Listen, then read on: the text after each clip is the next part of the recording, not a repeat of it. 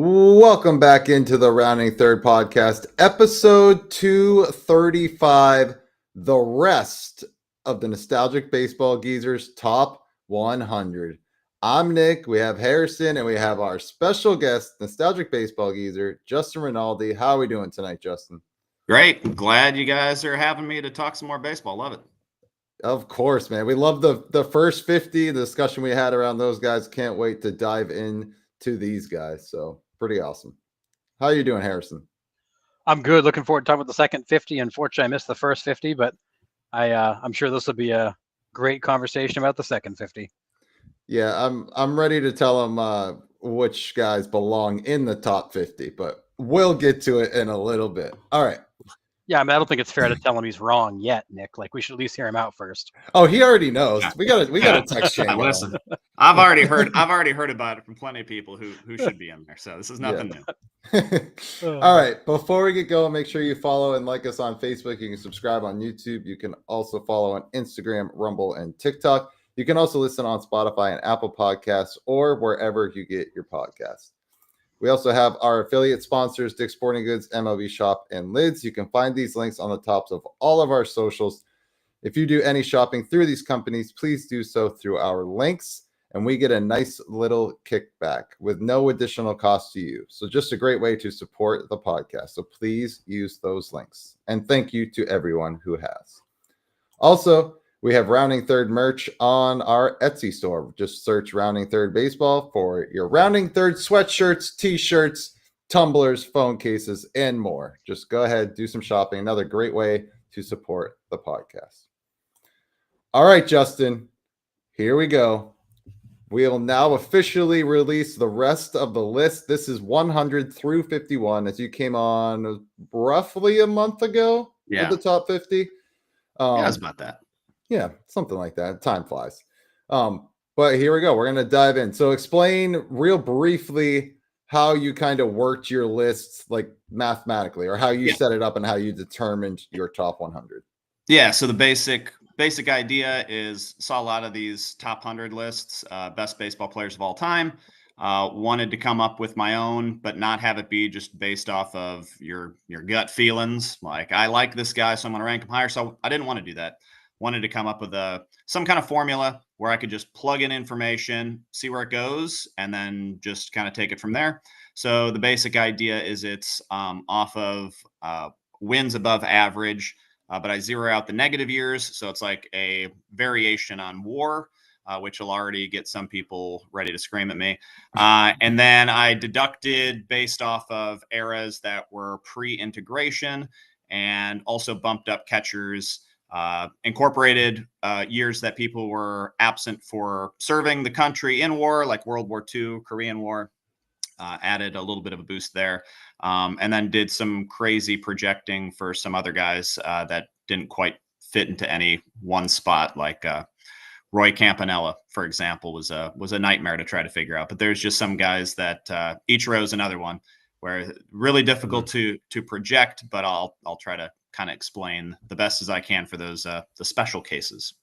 Yeah, absolutely. All right, let's dive right in. 100 through 96. We got Ernie Banks just cracking the top 100. Tim Keefe, Eddie Plank, Dan Brothers, Cap Anson. So all these guys at the end here are kind of filling in different quotas that I had for different time periods. So Keefe, Plank, Brothers, and Cap Anson. These are all old school guys where I didn't have enough players from that time period. So, these guys at the end of the list are players from different eras that I kind of jammed in, kind of your next up during certain eras. So none of these guys are common names except probably Ernie Banks right now. Maybe Cap Anson. Yeah. So how does Ernie Banks just crack the top 100? For me, I think he would have been a little bit further up. I mean, the first premier offensive shortstop to turn it into a power game or power position, I should say. Like, what was his kind of big deductions, I guess, if you will? Yeah, his big deductions were when he switched to first base. So all his value on the Cubs was in the 50s before he switched over to first base. If you look at his stats at first base, he's got some decent power numbers, but his average and on base percentage are pretty low, and his numbers for a first baseman at that time just don't add a ton of value. Ernie wouldn't have been on the list if I didn't have. I just tried to do something fun for the 100th spot, and this is a career list, so I didn't value peak performance over just an entire career. I just looked at their whole career, and that's what it is. So for that last spot, I tried to make it for whoever was left that had the best 5-year peak went into that number 100 spot. Okay. In my mind, it might have been a backwards way to get Sandy Koufax in there. That didn't work out for me. So, but Sandy Koufax was a guy who was I was thinking about, like, this is a guy who people value, even though he didn't have maybe a full career. So I was kind of thinking I should honor a guy like that who didn't make the list, who just had an incredible peak. And Ernie was the guy who won out with the best 5-year peak time period. There's some other guys that were pretty close, like Ed Walsh is an old school name, Koufax and some other guys like that. But yeah, Ernie was late 50s was pretty incredible. So that's why he got that kind of special spot I put at the end. Gotcha. That's awesome. Yeah, Ernie's a tough one. Ernie's a tough one. A lot of lists have him in the 50s or 60s. Yeah. And but to your point, I think people forget he played more games at first base than shortstop in his career. And really, outside of about a 6-year period, he was a good ball player. You know, he wasn't elite, but he had a 6-year stretch there where he was, you know, one of the absolute best players in the game, hands down. And I find him a challenging guy. I definitely like to see him on the list, but to me, he's a bit of a challenging player. And he's a guy who kind of redefined the position. So, yep. And he's a great guy, like a nice guy. So people loved him. He's kind of one of these beloved Chicago Cubs players. That's legendary, his personality.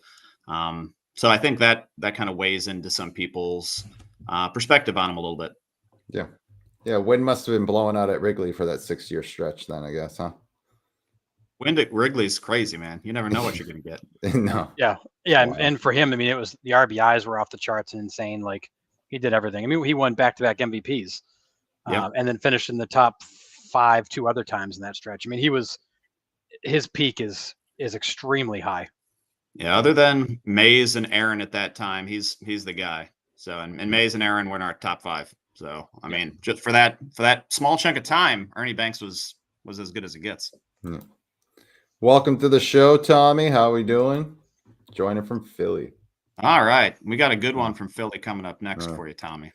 All right, 95 through 91. We got Bill Dickey, Mike Piazza, Ichiro Suzuki, Robin Roberts, Chase, and then for 91, we got 3: Chase Utley, Bobby Grich, and Lou Whitaker. We do have a quick question for you, Justin, before we jump into these 5. Does team success weigh in at all? Postseason success was a tiebreaker for guys that were really closely ranked to each other. There's nobody in this tier where it made an impact, but when we get to the 80s, I'll kind of point out some guys where their postseason experience and accolades kind of bumped them to the top of similarly ranked players. Perfect. Nice. All right. So anybody out of these 5 that kind of stand out to you, Harrison, as maybe could be higher, could be lower? I mean, I think that I like seeing Piazza on the list. Ichiro certainly a guy that I've seen a lot higher in lists, and is somebody that I would say is probably better than 90s. But again, there's so many great players in this list; it's hard to really nitpick. And I'm fully in the camp of I'm not a huge Chase Utley guy. I can appreciate what he did and how he did it, but I'm just not a big Chase Utley guy. I feel like he was a good to very good ball player. Yeah. And that 91 spot, for clarification, I had one more spot for a second baseman, and those 3 guys basically had the exact same score, which was weird. So I just kind of made it a choose your own adventure. So you don't like Chase Utley, then go with Lou Whitaker or whoever else you prefer there. But they were all ranked about the same. Yeah. So, I mean, for me, I know you're probably going to dive into this a little bit, Justin, is Ichiro, right? Yeah. I mean, We have his Japan numbers, which, people compare Japan to the equivalent of AA here. So he has more career hits if you add Japan and the MLB together than Pete Rose does. Yeah. And like his defense is off the charts. Offensively, he's ridiculous, setting single season hit records. So why are we at 93? Yeah, it's the Japan years. They were really difficult. Like unlike the Negro leagues, which obviously it's totally different, but at the Negro leagues, there's over a dozen players that I looked at where I could see here's their performance in the Negro leagues, here's their performance within a very short amount of time in Major League Baseball. So I could kind of compare those, and I made an appropriate deduction for those guys. There's just not really anything like that for Ichiro that I could use. There's just not enough crossover players that I could do it with. So I just kind of came up with a generic system of giving them credit similar to how I gave people credit for serving in the war, which was the best I could do for I wanted to give them some credit, but there was no great way for me to go ahead and really, in a way that I could back up, get behind my projections. So I could easily see him being higher if, somewhere down the road, there's some kind of system that I come up with that works better. But yeah, for a points-based system that's based off of formula, he was a really, really tough one because of those years where he wasn't in the major leagues, and they were all prime years too.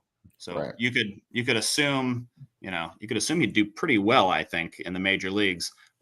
He won MVP his rookie year when he was in the majors. So he came over right, for a typical player, kind of mid, maybe even end of prime years in his late 20s.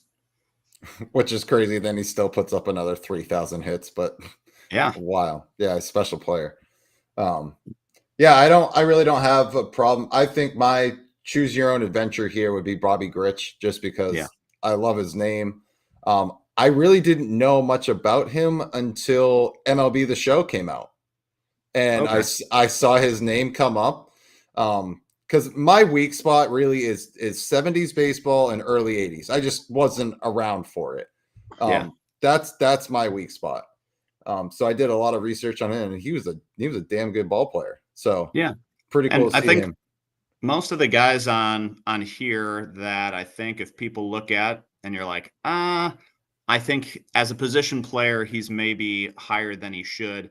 It's almost always a guy who is valued for his defense and on-base skills. That's pretty much, you're looking at Bobby, and maybe some people are like, he's not even in the Hall of Fame, right? How could he possibly be that highly ranked? But it's all defense and on-base skills, which are not things when he played, first of all, that they had a great measure for. He did win a lot of Gold Gloves. I think he won 5 Gold Gloves, but something that, unless you're kind of in that 10 Gold Glove range, people maybe don't bump you to kind of that Hall level. And then on-base percentage is just something that people knew was important back then, but didn't get a lot of publicity. It wasn't something that people talked about, flashed on the screen during a game like they do now, as opposed to the 80s and 70s where it's just home runs, RBIs, and batting average that gets flashed on the screen. Yeah. Are you a Lou Whitaker in the Hall guy? Yeah, for sure.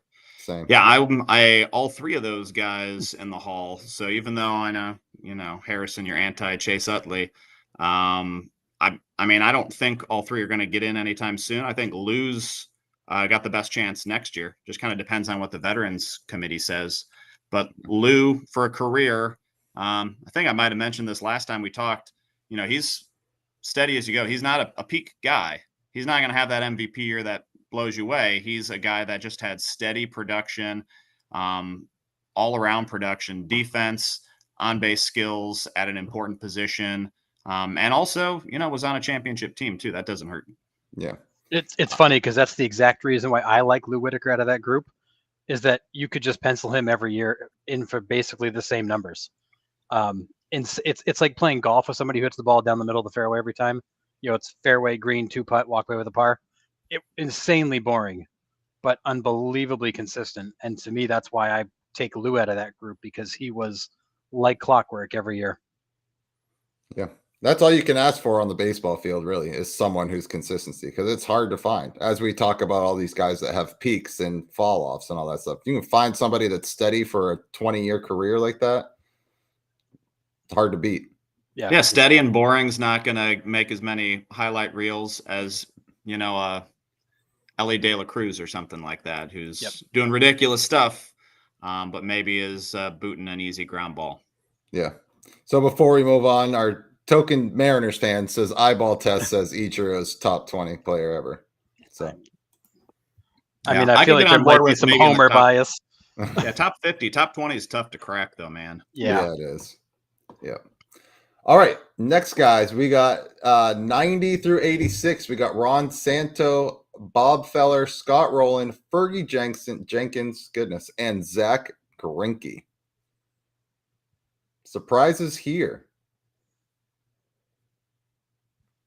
I was surprised by Greinke being that high. I personally don't think Greinke's a better pitcher than Jenkins or Feller, and granted, these are all guys that are pretty closely ranked to each other. But it's a matter of like modern pitchers being compared to each other. So that's something I'm thinking about kind of down the road when I adjust things on this, is how has the role of starting pitching changed over time? I think it's less important now than it used to be. So that would be something that, down the road, I think some of these guys like Fergie, who's just put up an unbelievable amount of innings.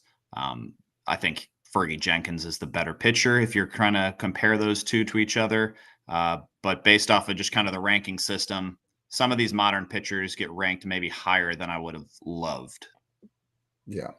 Yeah. For me, if I'm thinking top 100 baseball players off the top of my head, Zach Greinke doesn't pop into it. Yeah. But if you look at his career, it is pretty remarkable. The length, the amount of innings he's pitched in this era, you're right. Like compared to everybody else around him during his time, there's only a select few that has thrown as many games as Zach Greinke has. So, yeah. Yeah, I got a couple third basemen in the same boat. So for me, I was in the same boat. I saw Greinke at first, and I'm like, "Oof, really?" But you take a deeper look at Greinke, and I'm like, I don't hate that choice. For me, it's Scott Rowland who jumps out. To me, I don't think he's a top 100 guy. I loved Scott Rowland. The defense, I mean, he was, Nolan Arenado before Nolan Arenado. I don't see him as a top 100 guy. I see him as a guy who's probably in that next tier, but I don't hate him being on this list because I was a huge fan of Scott Rowland and watched a lot of his games. Yeah, it's that defense. Pretty much all the guys that are position players, it's the defense. And for Rowland, he was kind of he'd have like a small injury every year that would cost him 10, 15, 20 games. So he had decent longevity. It's just every year he's not getting 700 at bats. He's getting 550 to 600. So I think that kind of hurt him perception wise, because he's not going to be the guy who led the league in a batting category just because he had these little injuries that kind of dinged him along the way. So that was something that kind of surprised me about Rowland when I looked at his stats. It's just a few things like that. I think defense is, always undervalued, but also he just had a few little injuries that prevented him during his big years from putting up the monster numbers that people love. Yeah. We got a couple here in the chat. Lou is the first ballot of the very good Hall of Fame. So, yeah. And then I'm surprised to see Scott Rowland on that list. Loved him as a Philly, but surprised to see him as top 100. And then Chris Bryant fell off the face of the planet. No doubt. Yeah. Chris Bryant. Yeah. He's not on the list. It's not a surprise. Hey, he might not even be in the top 1,000 at this point. Third base is just. I don't think most people remember him. No. Third base is just kind of a shallow position in general. So if you get through those top, we'll cover some other third basemen here, but Santo and Rowland are the 8 and 9 guys on my all-time list. There's just, when you look at the names after them, Nettles, Ken Boyer, these are guys that are the comparisons for Santo and Rowland kind of rank a little bit ahead of those based off of this point system. And I don't think anybody would argue that those two that I mentioned are top 100 players. So it's just kind of a positional thing where those guys, maybe, who knows, maybe they're 120, 130. But if you're trying to represent positions proportionally, then you got to have some third basemen in there. And those are kind of the guys on the back end of that list. Yeah. Yep. So for people that are watching and don't know, you did have a set number of positions for the top 100 as well, correct? Yeah. So I tried to be, and if there was something that I felt like I was pushing it too much, like 9 was your catcher, first, second, third, short cutoff. And those positions, if it was 8 or 10 and I felt like I was forcing it too much, I didn't, kind of towards the end of the list. But yeah, it's roughly 9 for those spots. And then pitching and outfield were kind of the rest of them. I didn't differentiate between corner outfielders and center fielders. But that kind of made up the majority of the list. Yeah. I mean, hard to argue this point. I think Mike Schmidt's the greatest third baseman of all time. I mean, yeah. he's got the gold gloves. He's got the power. He's definitely, if he's not one, he's number 2 behind Brooks Robinson. Yeah, he was number 1 on my list. So he was, or I think he was in the top 20 even. Yeah, absolutely. Yeah, he's number 1 for me for sure. Yeah. And I will say, going back to your methodology here and the way you did it, I like the way you did it, Justin, because most of these top 100 lists are just loaded with outfielders. It's a bunch of guys who just hit the ball a long way and maybe played some defense. But I love how you've actually looked at positions and tried to value positions differently to make it kind of a more diverse top 100 than just grabbing all the best hitters and lining them up, because that's what most top 100 lists are. It's like 3/4 outfielders, it feels like. Yeah. Well, and it's heavy towards certain eras too. And there are some people that firmly believe like, oh yeah, baseball players were better at this time. I'm just not a person that believes that. I think baseball players, baseball evolves, but your best players during every era, you put them in a different era, they're still going to be great players. There's obviously different training methods and different even rules if you go far enough back for baseball. But I don't really feel like the baseball talent level after integration, I don't think 50s, 60s ball players are better or worse than players today. It's just different. And compared to players in the 70s and 80s, I think there's pretty similar competition. Baseball has become less popular in some ways in terms of like the talent pool in America, but internationally, it's we're drawing more players nowadays than we did back in the 50s and 60s.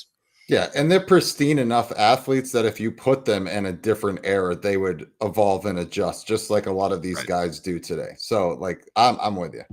Yeah, you throw Fergie Jenkins into modern, training methodology. He's throwing on. It probably, if he's on travel teams, he probably throws out his arm and doesn't put up that many innings today. He probably maxes out, and Tommy John at 18. Facts. Yeah, I mean, we've debated on this show many times. Like we've always said, Babe Ruth wouldn't hit 200 today. Yeah, if you took Babe Ruth from the 1920s and just dropped him into Major League Baseball today, swinging a tree trunk in the condition that he was in, yeah, he probably doesn't. But you take Babe Ruth's skill set and plug him into the baseball environment of today, of course, he'd still be one of the best hitters in baseball. Yeah. All right.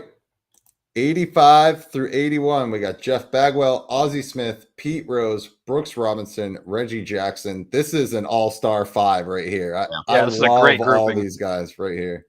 Yeah. Those are a lot of guys that are on people's all-time teams at positions. You were just mentioning Brooks. Yeah. Yeah. I mean, it's hard to argue what he did defensively, Brooks Robinson. Yeah. Insane. Absolutely. Insane. I mean, and then Pete Rose with the bat. I mean, it breaks my heart a little bit to see Pete Rose at 83. Because to me, he's probably a top 40 guy, but still, I mean, I love this whole grouping of players. Yep. And Rose, while he played everywhere, so he's kind of your utility guy. And early in his career, he was a good defensive outfielder. He didn't rank as a great defender at other spots throughout his career. And then the power numbers didn't help him out a lot. So you're going to notice guys who are high average on base guys, but didn't hit for a lot of power, probably don't rank as highly on this list as maybe perception would have. So Pete Rose, one of those guys, we just saw Ichiro a little bit further back. If Ichiro hit for more power, he probably would have been higher on the list for sure. Yeah. Yep.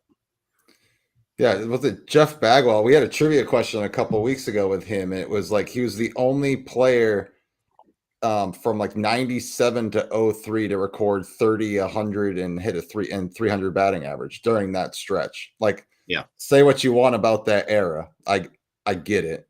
But I mean, to put up those numbers in that era is pretty ridiculous. But I don't know why Yeah. Bagwell goes under the radar so much. I feel like his name doesn't get mentioned a whole lot from those steroid era guys, but his numbers are ridiculous. And, he was a good base runner and defender too. yeah. Yep, absolutely. Yeah, I mean, I don't normally see Bagwell on anybody's top 100 list, but to me, he from that generation, that era, he was one of the best and deserves consideration because he did so much. I think being in that era kind of hurts him, though, It right? probably Because I does. mean, there was so many guys that were quote unquote better. Yeah, I mean, you got Bond, Sosa, McGuire. I mean, I can just keep going on and on. Yeah. He kind of goes under the radar. Bagwell was that era's Jose Ramirez, the guy Yes, who yeah. came out every year, About put up that. great numbers, and you just kind of forgot he was there. Yeah, maybe not as flashy as, he didn't have the one. I mean, if you look at his years, he had some unbelievable years, but comparatively, he doesn't have like the McGuire home run record year that people remember. He just has a lot of ridiculous years that kind of just maybe didn't get as much attention as they should have back then because of the other ridiculous things happening. Right. Yep. Yeah.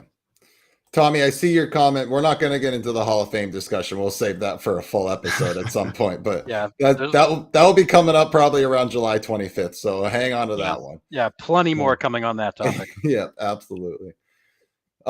Reggie Jackson. So we got power numbers there. Is it the average? Is it the average? Is that in the high strikeouts?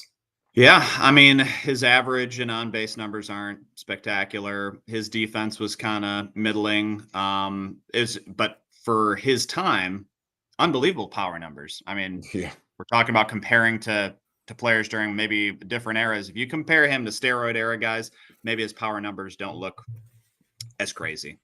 But for guys in the late 60s, 70s, early 80s, these are not years where you're seeing guys put up 40 home runs consistently. I think you got George Foster had 1 year of 50 homers in that entire stretch. That's the only guy who hit 50 homers in either league during that whole, stretch of Reggie Jackson's career. So he was rare in terms of his slugging for his time. And he also swung the bat like it was his last time swinging, which I enjoyed watching. Like, I enjoyed watching Reggie Jackson swing a bat. It's just fun. Yeah. Yeah, just man hacks all over the place. Yeah, he's just swinging for the fences. I mean, I remember coaches, that was still like when I was growing up for baseball, people were like, swing as hard as you can. And I don't know if any coach would advise that anymore. Like, just swing as hard as you can every single time. That was, growing up in like Little League. I had coaches telling me that. Swing like Reggie Jackson. Yeah. Yeah, JD said was not a fan of Reggie at all, but he was a good clutch hitter. I mean, hard to argue with that. And then Tommy says, when I think of Reggie Jackson, I think of Mr. October and the Yankees, not his time with the Athletics. I mean, he was him and Thurman Munson did not get along so well in the 70s there. So Thurman Munson was the guy who came up with that Mr. October name and said it kind of jokingly after Reggie Jackson was struggling so much. And then it didn't turn out to be such a big joke after he started hitting 3 home runs in a game. Yeah, crazy. Yeah, I've seen some lists put Reggie in the top 50. I think that he's rightly rated here in the 80s. Yeah. Maybe I underappreciate Reggie a little bit because he was a ton of swagger and not always a lot of backing it up. But he's one of those guys I find a little challenging. I look at him and go, yeah, all right, he was good. Yeah. But I just don't get really excited about him. Yeah, fair. All right, 80 through 76, we got Alan Trammell, Luke Appling, Barry Larkin, Larry Doby, and Roy Halladay, the late, great Roy Halladay. Yeah, I think looking at some of these guys, I think those are some maybe higher ranked than some people think. A lot of shortstops in there, a lot of great shortstops. Yeah. I mean, Halladay's a great one for me. I love Roy Halladay. I've seen him pitch live. The guy it's unreal when you get to see like those elite pitchers pitch live and not on TV. Like it's a huge difference. So I was blessed to see that. You know, I obviously didn't see much of Trammell. I was too young. Obviously Appling, or Dobie. None of us saw Appling play. Right, exactly. But you know, even the kind of the tail end of Larkin's career, when I was like really starting to follow baseball and appreciating what that guy was. But I think all these guys are where they should be. I believe. Yeah, I agree with you. I've seen a lot of lists that put Larkin and Halladay like deep in the top 100. I like seeing them up here a little higher. I agree with you, Nick. I think this whole group is, you know, kind of rightly rated where they should be. And I think a guy like Alan Trammell doesn't always get the appreciation he deserves. So I like seeing him where he's at. Anybody on this particular 5, Justin, that you had tough time, or did these guys all kind of fall right here? I felt like I might have undervalued Larkin a little bit, just kind of personally. Dobie, I think more today is getting a little bit more publicity just because I remember hearing a lot about Jackie Robinson growing up, but I don't remember hearing anything about Larry Dobie growing up. Up until just maybe the last, 10 or 15 years, he's gotten a lot more publicity than he had. But he was a fantastic outfielder. Halladay, a couple seasons away, like in the middle of his career, he had a couple seasons where he lost some time with injury. And if you kind of turn those into Cy Young type years like he had around them, then I think he's thought of very similarly to like Verlander and Scherzer and Kershaw. But I think he's maybe just a notch below those guys right now. Yeah. I mean, I mentioned MLB The Show earlier, but they have done a fantastic job doing the Negro League storyline. So if you're into that stuff, they have a historian come on and they tell the stories of these guys' careers, and you play like key moments in their careers. It's really well done. It's awesome. And it's a lot of stuff. As big of a baseball fan as I am, I didn't know any of this about any of these guys. So I love that they're finally giving them the spotlight a little bit. You know, people are seeing their stories. They're seeing who these guys are. I think it's incredible. And on the MLB The Show this year, the newest one, they've got some of the guys that were in the top 50, like Bullet Rogan, Turkey Stearns. They're both some of the guys that you can choose on there. I haven't messed with it, but I saw kind of the list of the guys that they chose for. I think this is the 3rd season they're doing it. Yeah. Oscar Charleston's in there too. That's a great one. That's the one I would choose. Pick Oscar Charleston. There's an all-around stud. Yeah. So there's some pretty cool names in there that, again, like I had no idea about just because we've never been exposed to them, right? Yeah. I mean, the Negro Leagues has been such a, like, we're not going to touch that with a 10-foot pole. Like, it was what it was, but we're not going to dive into that topic. And now MLB is starting to be like, well, no, like they're a part of our baseball history. Is it good? Not necessarily, but it's time that we give these guys their due. So I'm glad that things are starting to shift in that direction. And I'll give MLB credit. They funded the Seam Heads project to go ahead and research some more of these black newspapers and pull out statistics. And I know I'd sent you guys this, I think from maybe a week ago, like back in 2000, I was reading a book and looking at the stats they had for a Negro Leagues player. And it was like batting average for like 5 seasons. That's all they had. They didn't even have like games played, at bats, doubles, triples, homers. Like it was their batting average. You don't even know where it's coming from. It's just like, here's 5 batting averages from this player's career. I don't know what that means. And then compare it to today where no, it's not as full of a statistical record as a player playing in modern times, but you're getting 300, 400 at bats some of these seasons. And that's not, it's not as good as 600 at bats to kind of gauge where a player is, but it's enough to where you can get a much better picture of how good these players are. And, some of the players don't turn out maybe as great as their reputation suggests. Then some of them seem like they're a little bit better than maybe their reputation suggests. So Turkey Stearns was my example of that. He was in the top 50. He's a guy that has an unbelievable statistical case to be in the top 100, but doesn't really get a whole lot of publicity because he played in Detroit.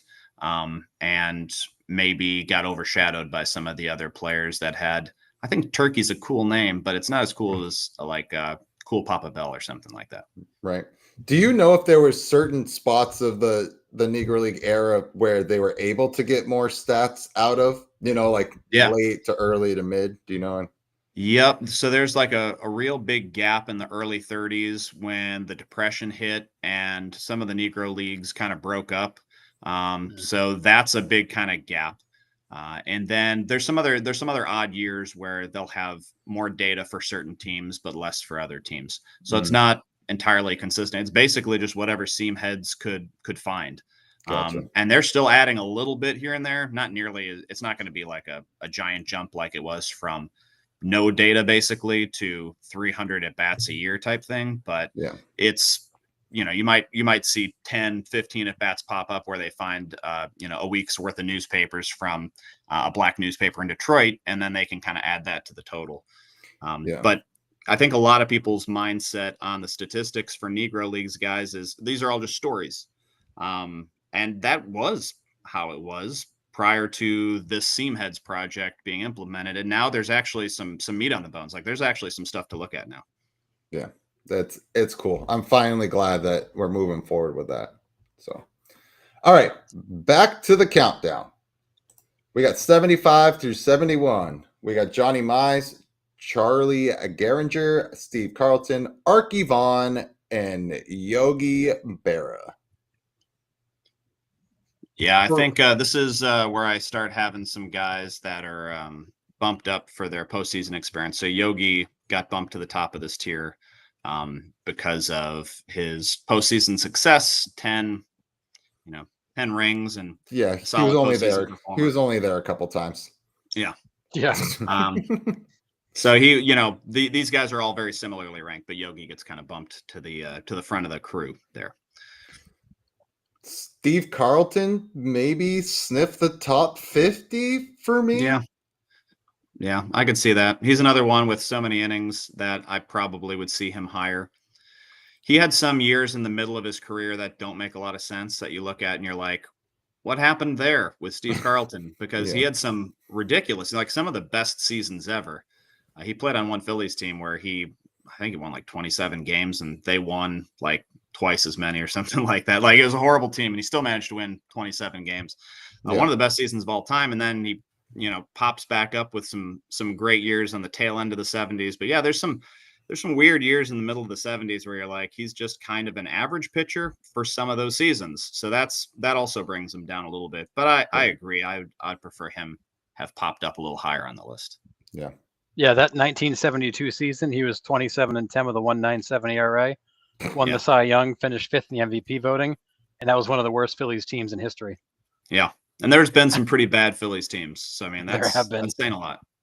But you're right about him. Like it's this roller coaster ride of like he backed up his 27-10 season by going 13-20, and then 16-13, and then 15-14, and then 20-7.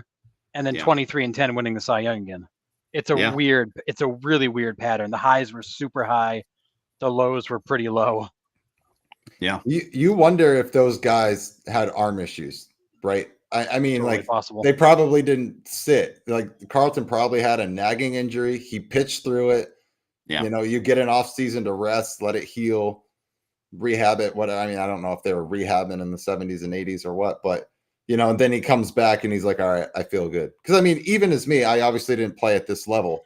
There was times where my arm is just like, my arm is dead.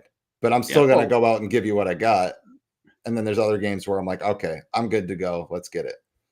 I mean, we heard that from Robert last week, Nick. In the minor leagues, he spent 3 years just trying to pitch through because his shoulder wasn't right. That still happens today. These guys go out there and try to fight through something because it's just they feel like if I just pitch a little more, like it'll sort itself out. Yeah. John said I remember I was way back when I was in 8th grade. I had an arm injury too, and they didn't quite know what it was. They said it was a growth plate injury, but my arm was never the same after that either. So some of these guys probably had some injuries that either were poorly diagnosed or not diagnosed at all. And, they weren't the same after it. And, sometimes we know about those things, and sometimes their career just ends, and sometimes it's just something that makes them a little less effective. So it's hard to tell. Well, we have those guys that just like, you're not taking me off the field. I don't care. Like, yeah, my arm might be hanging, but you're not coming to take the ball from me. Like, I'm winning this game. I think the mentality around that and how baseball was played, to your point earlier, like, it's evolved. Yeah. Back then, medicine's evolved, all that stuff. But these guys were like, no, I'm not coming off the field. Like, I don't care that my arm's hanging. I'm not coming off the field. Yeah, the 70s and 80s and early 90s feel like it was like the don't ask, don't tell period for pitchers. You didn't ask if they were hurt. They didn't tell you if they were hurt. Unless it was really bad, they didn't say a word. And they just went out and muscled through stuff. I mean, because there's so many stories of these guys going out there on sore shoulders, elbows that didn't feel right, and throwing 7 innings anyways, because they were not going to miss their start. Right. Captain. Yeah. Not if you're Dodgers pitchers now. But, yeah. You got to play it safe when they're investments. I mean, they're paying those guys a lot. Well, and I think that's the big difference, right? Yeah. I mean, the amount of money thrown around now, it is investments. It's not about playing the game anymore. Yeah. The Dodgers have a whole portfolio of investments right now parked in injuries. Yeah. Throw out a couple of those guys on there. Arky Vaughn's a real underrated shortstop, and Johnny Mize at first base, super underrated guy. That just because of when they played back in the 30s and 40s more for Johnny, but that's just a time period that I think it's just because it's people who are alive today. There's a lot of people, older folks, who remember the 50s and 60s. There's no one alive today that remembers Johnny Mize and Arky Vaughn, really. Like then you're pushing guys that must be like 90 to have seen those guys in their prime, and those guys are not popping on to podcasts and chatting with us, at least. Yeah. So I mean, I've obviously heard these names before, but don't know too much about them. So I love when you put this list together too, because like now I can dive deeper into those guys separately. Myself, guys that I've just never heard of before. That's kind of the point, is like when you see a name where you're like, that guy's maybe higher than I think he should be, investigate that guy, look into his career. Maybe they are higher than they should be, or maybe they're not. Maybe it's just a guy that kind of, slips under the cracks a little bit. And, Arky Vaughn doesn't have a million memes floating around the internet about how he didn't strike out very much or something like that, So it's not like he's going to be top of mind. Right. All right. 70 through 66, we got Rod Carew, Larry Walker, Carlton Fisk, Mike Mussina, and Gaylord Perry. This is another crazy grouping right here. Yeah. That's a kind of a crazy mix of people. Yeah. And I mean, you've covered a lot of baseball ground here, if you will, with the infielder, outfielder, catcher, couple pitchers. It's hard to kind of switch them around here for me. I think these guys are where they should be. Rod Carew, I might argue a little bit higher, but like you said, the lack of power kind of probably hurts him and puts him here. Yeah, and the guy from earlier, kind of like the maxed out batting average type guy is Wade Boggs. Like, he's about as high as you could possibly get, not having a ton of power. So Carew switched off of second base, wasn't the greatest fielder, so he's got that kind of pulling him down. But very similar hitter to Boggs. But yeah, not sticking at an important defensive position and performing kind of drops him a little bit. But guys in like that 30, 40, 50 range compared to this, like just little things drop you down. So there's not a huge difference between some of these guys, even though it seems like it on the rankings. Right. Yeah, you don't realize the margin of being in 50th versus 71st isn't really that much.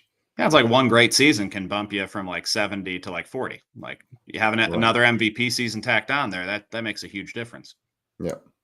Yeah. Gaylord Perry's a guy on there that I have kind of conflicting feelings on. Like his career is unbelievable. But obviously he doctored the ball. And I didn't take off for that, but I don't know quite how to deal with him and his spitballs or Vaseline balls or whatever he threw on there. Yeah. How about you, Harrison? Anybody in here that sticks out to you? I mean, I've never seen a 100 list with Larry Walker and Mike Mussina on it. I absolutely love seeing them on this list. I was a big Mike Mussina fan. The guy's got 270 career wins. He's in the Hall of Fame. Yeah, another guy that I don't think fully gets the appreciation he deserves for that era. He did a lot of it in Baltimore, and I think a lot of people just kind of forget about all those years he had in Baltimore. Yeah. Larry Walker, obviously one of the greatest hitters of that generation. Fisk and Carew were on everybody's 100 list, kind of somewhere in this range. And I'm with you on the Gaylord Perry one. His career was insane. I just don't know. Was he a dirty player? Was he just bending the rules? Like, what was he really? Like, it's hard to get a grasp of like what he actually was. Well, and he published a book saying that he was, putting whatever he can on the ball during his playing career. So he came out and said it. And there's some speculation that he said that just to mess with hitters' heads too. Like how much of that was he doing and how much of it was just him screwing with people. We don't really know. But yeah, just looking at his stats for a career, Gaylord Perry, if you go bring up Baseball Reference and take a look at his career, won Cy Youngs in both leagues. I think he threw 5,000 innings. Like it's crazy. Yeah, his numbers are great. I mean, more than 300 wins, a 3.11 career ERA, 5,350 innings pitched. Wow. I mean, he's done a lot. Done a lot. No one's going to throw 5,000 innings anymore. I can predict that. It's not going to happen anymore. No, he's just such a tough player to get a read on. Yeah. Yeah. Perry got his 300th with the Mariners. Cool. Yeah.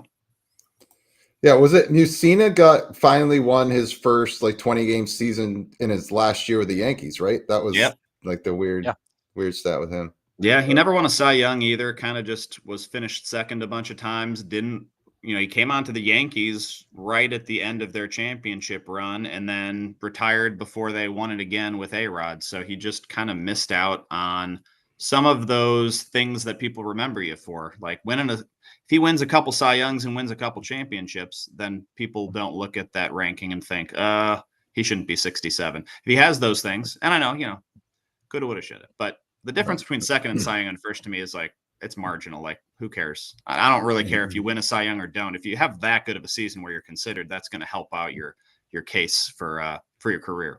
Either way. Yeah, he finished in the top 5 of Cy Young voting 6 times. I mean, he was constantly in it. But yeah, he goes 20-9 in 2008 and then retires, and then they go win it in 2009. It's a shame that it's a shame he wasn't there for it. Yeah, crazy, bad timing. All right, 65 through 61. We got Max Scherzer, Mookie Betts, Jackie Robinson, Buck Leonard, and Roy Campanella. Interesting grouping here. Yep. That's so 61 with Campanella, Buck Leonard, Jackie Robinson. Those are all really, really tough ones to rank because they just had so much variation throughout their career. Buck Leonard's actually the easiest of those because he just played in the Negro Leagues. He didn't have like Jackie and Roy played a couple years in the minor leagues before they actually got bumped up to the Dodgers. Jackie served in the war. Roy Campanella had a serious car accident that paralyzed him and ended his career early. So just kind of wacky careers to look at and try to project things. And Mookie Betts, you guys love Mookie. I didn't think Mookie would be that high, but he just compiles value every year in kind of a quiet way. He's won an MVP before, but he's not as big of a name today as Judge and Ohtani because he doesn't have the impressive home run numbers. But he's switched to shortstop and he's put up a Gold Glove caliber year at shortstop after being an outfielder. Like, that's insane. Like, his skill level is off the charts.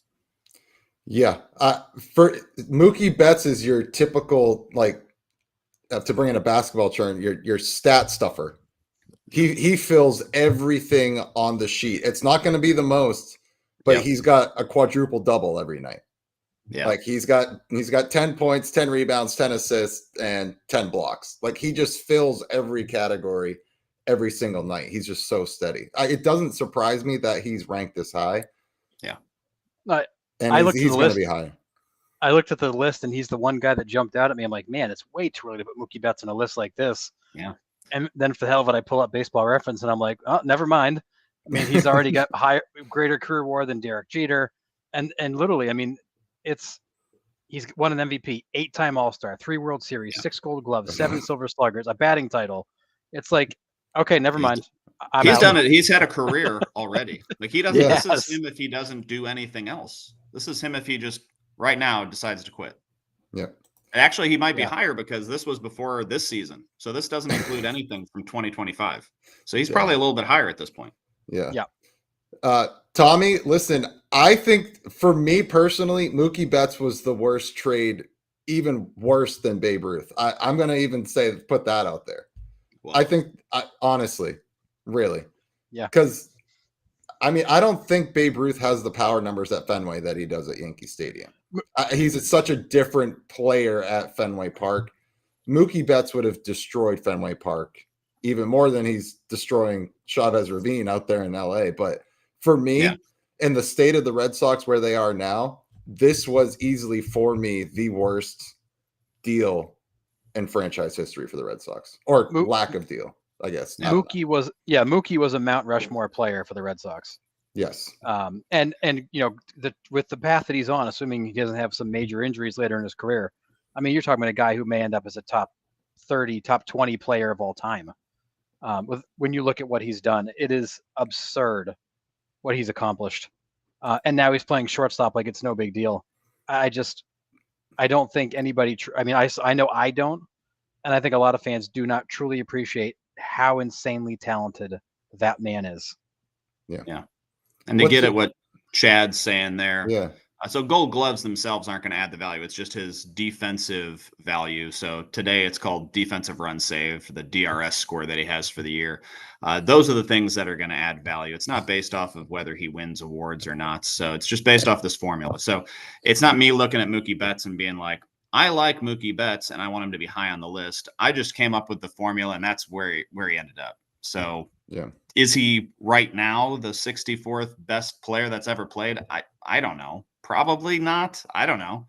But that's just how he came out based off of the formula that I constructed that made sense to me. But for like a modern player who's not Mike Trout, who's still producing, he's as high as they get on the list. Yeah. It's hard to argue with that for sure. Yeah. And Mookie's spent 6 years now in both Boston and LA. He was a much better player in Boston than he's been in LA to this point. A little bit of that is injury, and all of that I think is where he fits in that with that club, but it's still insane what he does. Sox trading Mookie to me is like Mariners trading Marte to Arizona. Yeah. No way. I mean, Mookie is like another world versus Marte. Easy on my Ketel Marte, buddy. Easy. I know. I love Marte. No, I agree. I mean, Betts is in a league of his own. He's not Ketel Marte, or Ketel Marte is not Mookie Betts, but I can see it's just like their worst move at the point. Yeah, and the whole trade, Tommy, was based on it was money. They offered him 10 years, 300. He said he wanted more than that. They weren't going to budge over 300, so they traded him.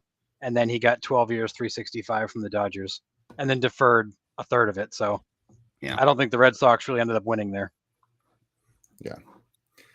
All right.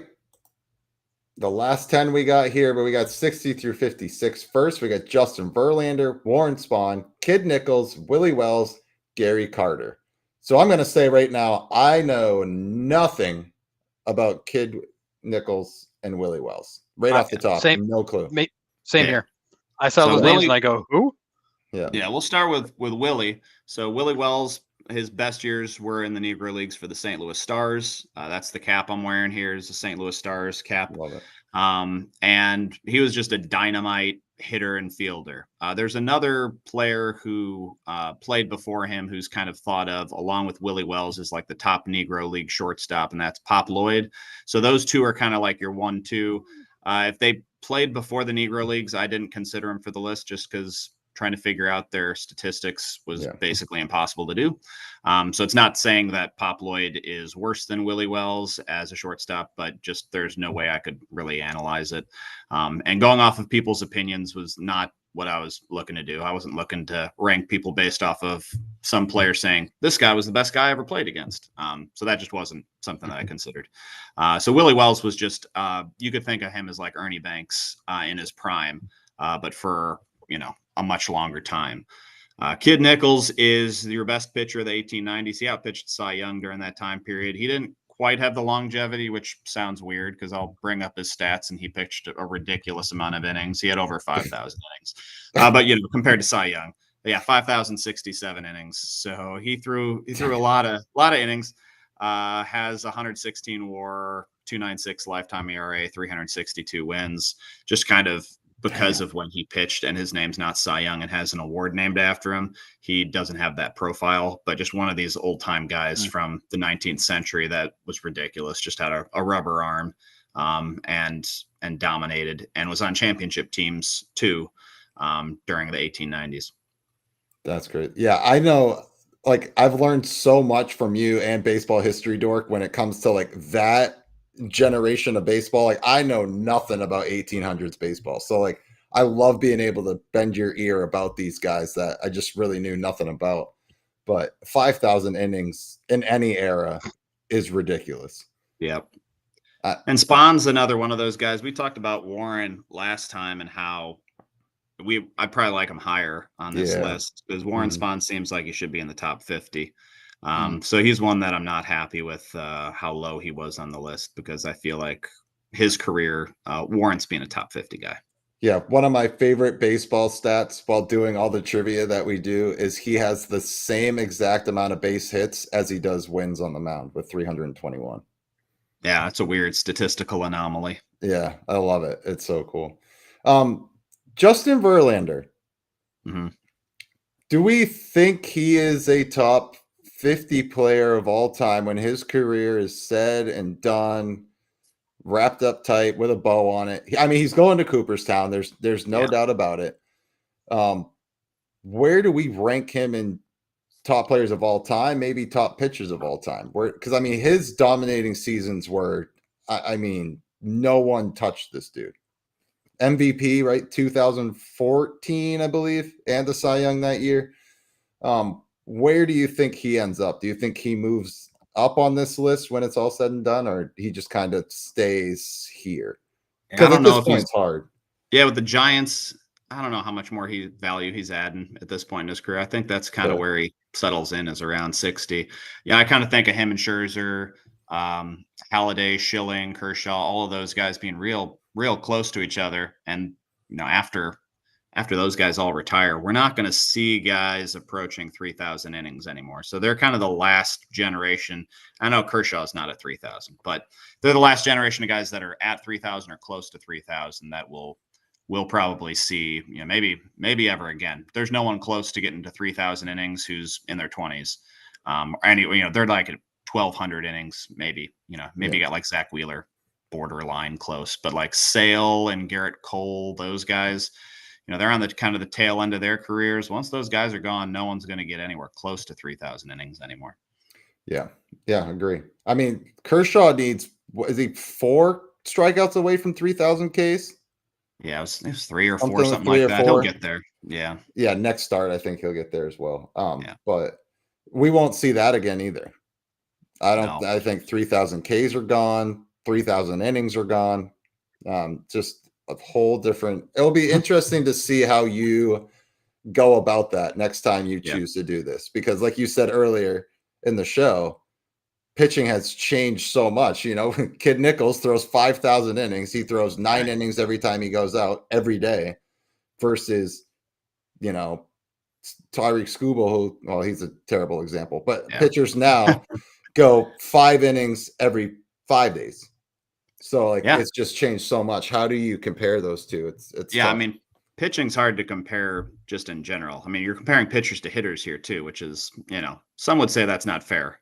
I'm just doing it because that's what everyone else does. Like Kid Nichols compared to Gary Carter. No, I wouldn't compare those. I'd compare pitchers to each other. But even across eras, I think the pitchers are going to be more important the further back we go. I think it's going to become less and less important. And that's not quite represented in the list because I compared to their peers. Some people think that's a good idea, but I kind of think that pitching's a little less important now. And down the road, I'm going to try to adjust for that. Yeah. So we got Verlander, Kershaw, the best 2 pitchers the last 15, 20 years. Yeah. Kind of hard to disagree with that. Cy Young had 511 career wins.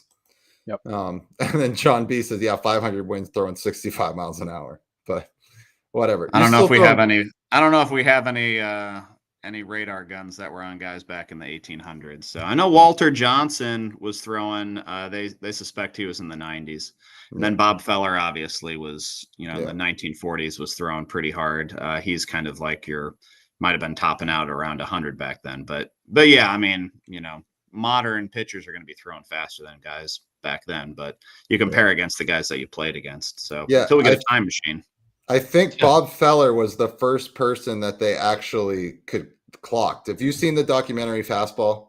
Yeah, that was a good one. He had to throw it through that like tiny square, and they measured the time between the two squares, like that officially clocked it. But that was the first time that they could actually like sort of measure the speed of the pitch. But pretty crazy. And they can do some fun things. Any game that's been kind of on video, they can come up with decent estimates now just based off of frame rate and things like that. So you can get an idea. But yeah, back from Cy Young, there's no way of knowing how fast he was throwing. But I'm guessing Cy Young and Christy Mathewson and these guys back from, dead ball era and before, I'm guessing they weren't throwing, 65 miles an hour would be my guess. They're throwing faster than that. Yeah, I agree. Yeah, I had always heard that people said they were probably throwing something the equivalent like the mid 80s back then. Yeah. They were bringing it, but they were not throwing 90s. Well, and you guys know from playing when you go up a level in competition, like it's an adjustment, but you adjust. So, if guys are used to seeing 85 miles an hour, that's what they're used to. And then you throw someone in there that's a couple notches above that 88. That does seem like it's incredibly fast comparatively. Yeah. Right. So it'd be like a guy today, they're used to seeing upper 90s, but when you get a guy, Ohtani popping 102 out there, that kind of, it's a little bit faster than what we're used to. It's harder for them to adjust. Yeah. So I think I could be wrong now because everyone's throwing 106 now, but I think it's still Aroldis Chapman at 105.9. Last time I checked, I think Ben Joyce was close to tying it, or was really close a couple of years back when he first burst onto the scene. But I think Aroldis Chapman still has the fastest. Is it Miller over in Oakland? That's he's kind of up there. I don't know if he's been able to top that, but yeah. Still, it's Aroldis is 105.8. Still the top. 105.8. Okay. There's a rumor that Nolan Ryan threw a pitch somewhere at like 106 or 107, but there's no like evidence of it. But Aroldis Chapman holds like, what is it? 4 of the top 5. I think so. Aroldis Chapman is 1, 2, 4, and 5. Ben Joyce is 3. Okay. I knew Ben Joyce was in there, but. And then Aroldis Chapman is tied with himself in 6th place 4 times. It's crazy. And he's still bringing it at what, 37? And then he's also tied for 10th place. So it's all Aroldis Chapman. Yeah. Crazy. All right. Although Justin. I will say one other guy on this list, Nick, Jordan Hicks is on this list twice. Yes, I did know that. He was throwing cheese when he first came up with the Cardinals. Yeah, Cardinals. He's tied for 10th at 105. Yeah. All right. Last 5 to round out the top 100 list from Justin. We got my boy Chipper Jones, my boy Bob Gibson, another boy Adrian Beltre, Phil Niekro, and Clayton Kershaw. So here are the 5 here. Notice the drop off for Kershaw and Clayton Kershaw. I honestly I love this list of guys. Like I can appreciate Clayton Kershaw for what he's done because I'm a baseball fan. And I'm not blind. I can see what this guy's done for the game during his stretch. Yep. I don't know if he's here though. I think I would have probably put him back around Verlander, Scherzer, that kind of spot. Yeah. And I can't even say it's postseason success because he's got none. No, he got bumped down for his postseason success. So he might have been in the top 50 if it wasn't for that. So I think him and Griffey had like the exact same score, and Griffey was in the top 50. Yeah. So Kershaw kind of tie goes to the Griffey there. Not that Griffey had incredible postseason success, but he didn't have horrible postseasons like Kershaw's had. Yeah. Yeah, it's every list I've ever seen has had Clayton Kershaw right in this group. Yeah. I've got the ESPN one pulled up. He's ranked 52. Yeah. I saw him on another one. He was 53. It seems like he lives in this low 50s range, and I understand why. I'm kind of with you, Nick. I feel like he should be a little bit further back, but this group of 5, I really liked where they're at, and I liked the grouping. So Yeah. I personally would prefer Gibson up there. We talked about him. I Yes. wanted him in the top 50. I think that's for future adjustments to my formula, making these guys that are a little further back having a bit more weight for starting pitchers just because of how much volume they throw. Necro's kind of surprising to me. I figured Necro would probably be in the top 100, but I didn't figure 52. But he's another one of these guys that just kind of flies under the radar, kind of like Gaylord Perry. Where if you go back and look, you're like, holy smokes, this guy pitched forever. He's a knuckleballer, so he's kind of a different Yeah. breed, but had a ton of success and just threw a ridiculous amount of innings over the course of his career. Just really successful, but not in like I'm having huge years that are getting me a ton of Cy Youngs. It's more like prolonged success over 20 plus years. Except for against his brother. Yeah, Joe. And Joe's the one that got caught with the Emery board or something and tried to chuck it. There's that video of him getting caught by the umpire where he's pretending like he didn't. Oh, have yeah, it. I think yeah, that was yeah, Joe. yeah. oh, Yeah. Yeah, for me, I'm with you, Justin. Bob Gibson I love that dude. I think he is a top 50 player of all time. I mean, when you think like you give me your top 10 pitchers of all time, like his name comes up, 99% of the time. Yeah, that's the one, because he was right on the outside of that top 10 pitchers on this list. So he was just kind of on the outside looking in. And yeah, a lot of people think he should be there. I think part of it is because of his peak years. I think that's maybe part of it because he had that incredible 1968 year. And so I think that weighs heavily. And I think part of it's just his persona and just kind of his place in baseball history and postseason success. That all just kind of adds to it. So Christy Mathewson was ahead of him on this list, and not, Kershaw and Necro are ahead of him, but essentially those guys are all tied. Like they're not really that far ahead of him. But like Christy Mathewson was ahead of him. And if you look back at their careers and you're just looking at the statistics, it's hard to argue for Gibson over Mathewson. But if you throw out a top 10 list of pitchers today and you don't have Gibson's name on it, you'll get a whole lot more people complaining about that than Christy Mathewson probably. Yeah, I agree. Yeah. I think Chipper Jones belongs here. Loved, I'm biased. I got to watch a ton of Braves. I got to watch almost his entire career every night. But I think this is where I would put him, and Beltre's kind of that same category for me. Like, I think this is the right spot for them. Incredible players, both in unique ways, both third basemen. So I'm biased there as well. But yeah, I think those guys are where they should be. But yeah, I think Beltre and Jones are about the same. Those are kind of like right after your George Brett, Wade Boggs, Eddie Matthews, third baseman. They're right there. They're really close. Yeah, absolutely. Well, Justin, the last 2 episodes we've had you on doing this entire list and breaking it down, I am blown away by you being able to compile this list. It was very well done. Everybody in the comments has loved it, and they appreciate the work you put into this, and it shows how hard you worked on this. So thank you for sharing it with us and our community, because it's absolutely incredible. Yeah.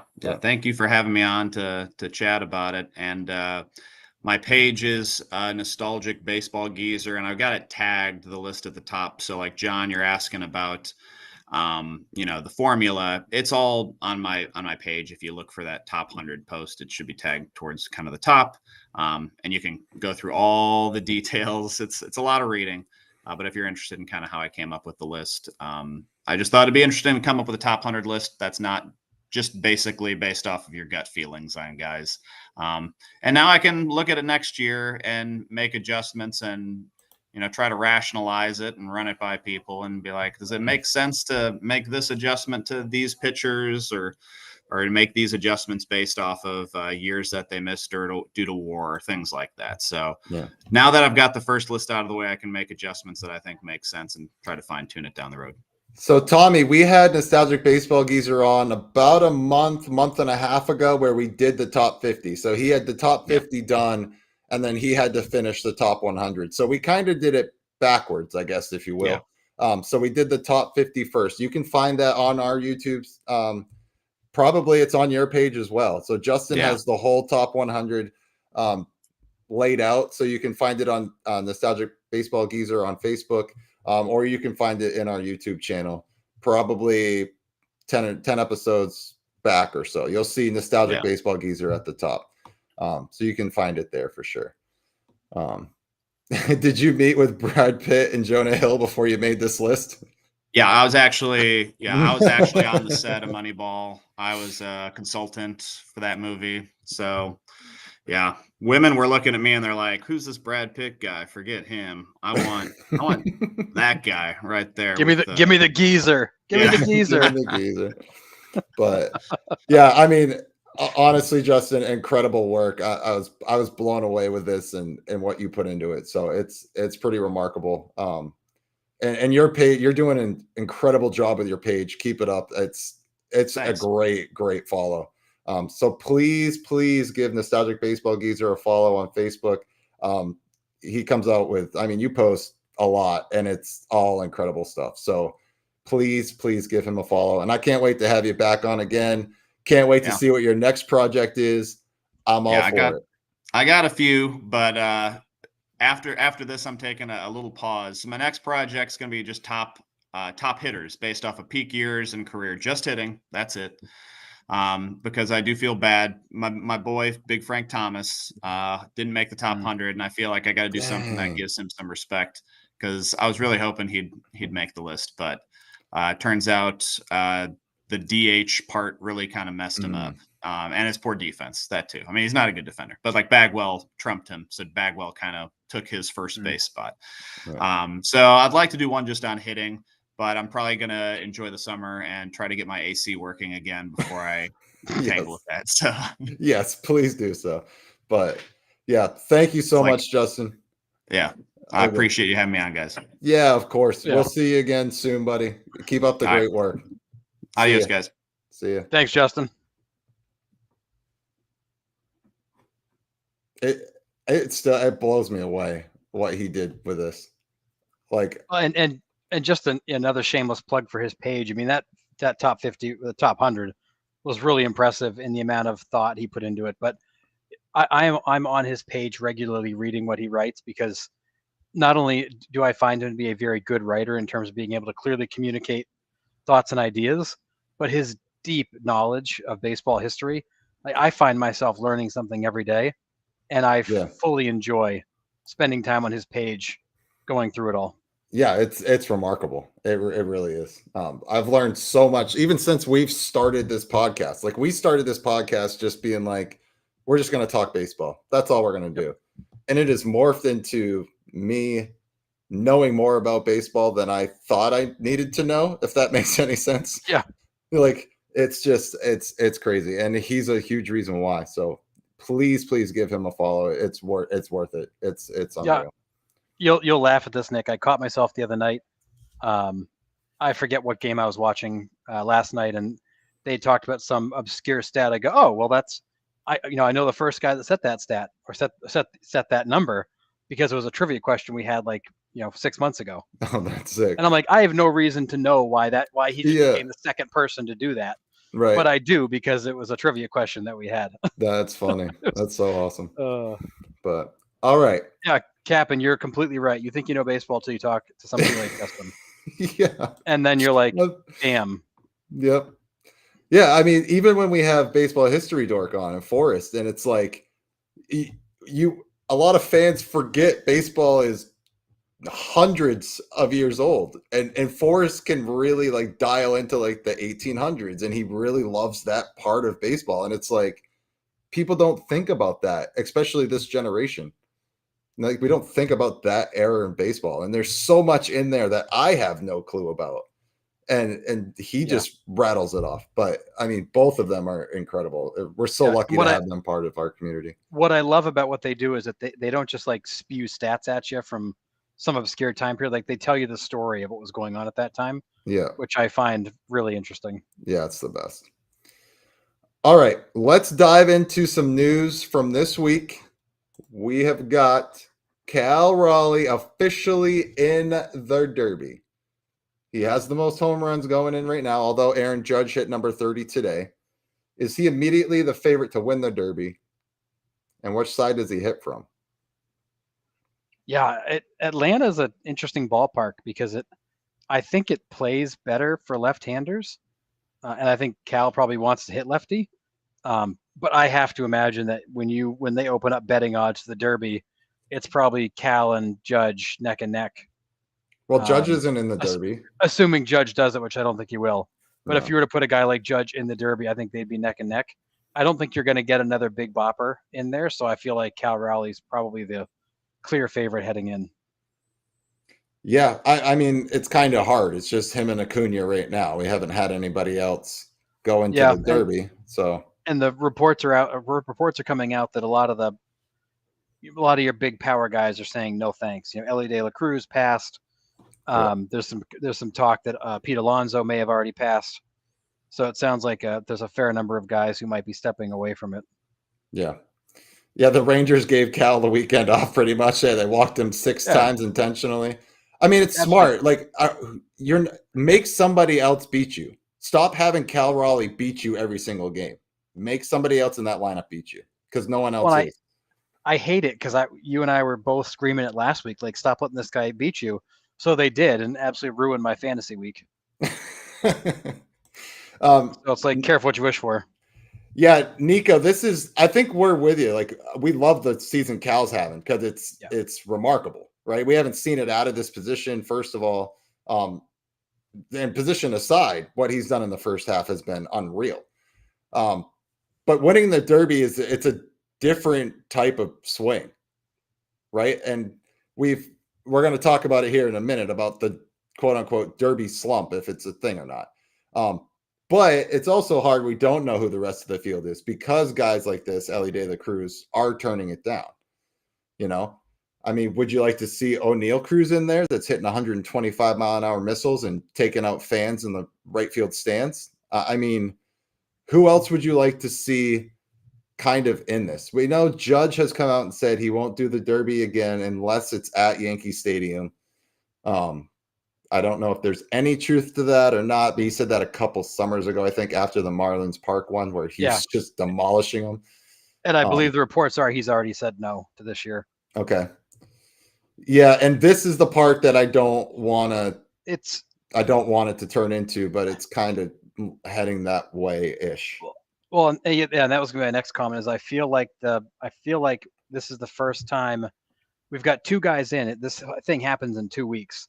Yeah. We got 2 guys in, a bunch of guys who are rumored to have said no thanks.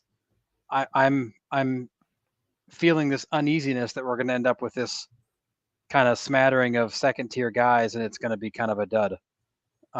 Hopefully not. I mean, there's still plenty of guys out there. Julio, John saying Julio, he would be. Yeah, that's a great. He put on a hell of a show. I'd love to see him again. Will he do it? Who knows? I feel like the home run derby each year gets a little harder to fill the seats. I'd love to see Pete Alonso. I'd love to see Bryce Harper. Like, those guys bring a ton of energy and excitement, but I don't know that either one of them is going to do it. Ohtani's not going to do it. Judge is not going to do it. I think you quickly run out of guys. And was it Mookie that did it for the first time last year? Didn't have a great round. It's unlikely he'd do it again. Yeah. He hits from both left and right. What do you think? Cal switches mid-round? Yeah, maybe. That'd be pretty cool. Yeah. Nico, I actually brought this up on Thursday. I think this would be I would love to see Gino Suarez in the home run derby. I really would. He hits the ball a long ways. And he does have that swing for it. I think Gino Suarez would be a great pick. Now, I don't know how his hand's doing. I know he got hit by a pitch. Was it last week? I haven't heard any update on that, or if he's good to go. I mean, that whole entire Diamondbacks roster is hurt.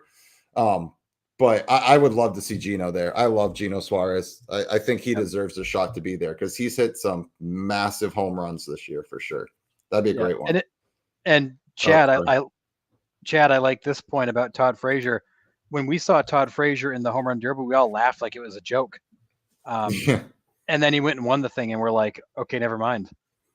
It all comes down to guys that are feeling good, that are feeling healthy, that have the swing down, that can spin the ball and launch it. Yep. And that was there's lots of guys that don't hit a lot of home runs that can spin the ball and launch it. Yeah, and that was the first year with the clock too, right? That's when they switched from out to the clock. Yes. I think Frazier won that year. I believe that's right. Yeah. I mean, Alonso is a surprising one. He owns their derby. So, I mean, yeah. We have 6. And go ahead. The reports on Alonso were that he was thinking about it and leaning towards not doing it. He's had kind of a rough stretch lately, so I think he's in a bit of a funk and doesn't want to make it worse. But he hadn't flat out said no yet, but it sounded like he was leaning towards not doing it. Hopefully he'll change his mind because he's been great in the Derby. Yeah. So I ask you this, Harrison, is the Derby slump a thing if everyone's already hits 200 on the season? No, I never really believed in the Derby slump being a thing. I think you had a couple of guys went out there, won home run derbies and had a tough start, but there's a lot of guys that come out of the All-Star break and you take 3 days off, you have a tough start when you come back from the break. So I don't know that the home run derby slump was ever really a thing. And to the point of where all these guys are hitting 250 and below anyways, would you even notice? The answer to that's probably no. I think back in the 90s when everybody hit 327 with 46 and 140, you could see the slump. Nobody puts up numbers like that anymore. Yeah. And this is I wouldn't mind seeing Teoscar run it back, defend his crown. I would like to see that for sure. Anybody else? Love to see. Go ahead. I'd love to see Teoscar. I'd love to see Vladdy Jr. I'd love to see. I mentioned O'Neal Cruz last week because he hits missiles, but I think he's in the bit of a doghouse right now, and James Wood maybe isn't the best person. James Wood would be a good one. I mean, Adolis Garcia has done it in the past, correct? He yes, did it last year, the year before. He's had a weird season too. Yeah. I mean, grab some of these rookies. Hey, Kurtz, what do you got? You hit bombs. Let's see what you can do. I wouldn't mind seeing Kurtz. I think that MLB is going to have to get creative to fill the field, and I would love to see them kind of go outside the box of the typical sluggers and find some guys that would bring some energy and excitement. Because I will say, like the home run derby last year, while good, the group they had was kind of boring. Like you didn't have the high energy, exciting guys. I think you need that. I think you need some young guys. I think you need some guys with energy. I think you need some guys that are going to be talking and jumping around and making it exciting. Yeah, but you also need to have those. It's a fine line because you need to have those young guys perform. Because I think Gunnar Gunnar was in it and didn't really have a great round, right? I think he did not. Yeah, Brent Brooker's another guy. I'm with you, Nico. That's another great one. Imagine if the home run derby was on that Sacramento field, though. Oh, good Lord. Oh my God. You might have somebody hit 100 in a round. Oh my goodness gracious. But yeah, I think John, Adolis Garcia is broken right now. He's been broken for a while. Yeah. I think for me if I could pick guys to fill those spots, I think I'm with Nico with all the ones he said. I think Teoscar comes and defends his crown. I think that's a great one. I love Gino. I would love to see O'Neal Cruz just because it's another tall, big lefty bat that hits the ball hard. Hopefully they don't put kids in the outfield when he's up because watch out. Pete Alonso, bring it back. I need 2 more. I would think I would take Rooker over Kurtz, although Kurtz would be interesting. That kid has hit some huge home runs for the A's. He had two walk-off home runs last week for them. I mean, incredible. And bombs, not cheapies. Yeah. And then I think I'd finish off with James Wood, because I think he deserves it. He's had a pretty decent start, so Yeah. I would go Yeah. with those 6. Yeah, and I like Chad's comment. Like I'd love to see Matt Olson. Although I was watching the Braves last night, and I don't know what the hell's happened to Matt Olson. Yeah, I mean, his batting average has come up a little bit. His power is way down. I don't know what's happened to him, but I was watching him chase, back foot sliders and then watch 96 miles per hour on the outer third or be late on it. There's something not right with him. yeah. He had 57 home runs, and it's just been that was 2 years ago, and he's kind of declined since. But and he hasn't hit 57 home runs in the last year and a half combined. Yeah. PCA is an interesting one too. I've floated that name around too. I mean, he's already got 2020 on the season, which is nuts. I don't know how he would do in a derby format, but I mean, he's an up and coming superstar in the game. Everybody knows who he is. And a high energy guy. Yeah, why not throw him in the derby? I don't hate that one, John. I really don't. I was watching the Cubs Astros a bit this weekend, and Kyle Tucker's got a swing built for launch, but I don't think he would do it. And honestly, Kyle Tucker is an extremely boring guy, and I don't think he'd add a lot of color or excitement to the derby. He's just so business-like out there. Yep. Spencer Torkelson's another one, to represent the Tigers team that's having a remarkable year. Why not? Riley Green. Yep. I mean, Torkelson's a good one. I mean, they usually try to even out righties and lefties, don't they? I mean, to the best that they can. If they can, yeah. Actually, what they should do is they should bring Javi Baez and only bounce pitches to him. Like cricket style. Schwarber. Has Schwarber ever done one? I feel like he has. I feel like he has. I feel like he did one a few years ago. All of them are blurring together for me right now. I don't remember if it went great.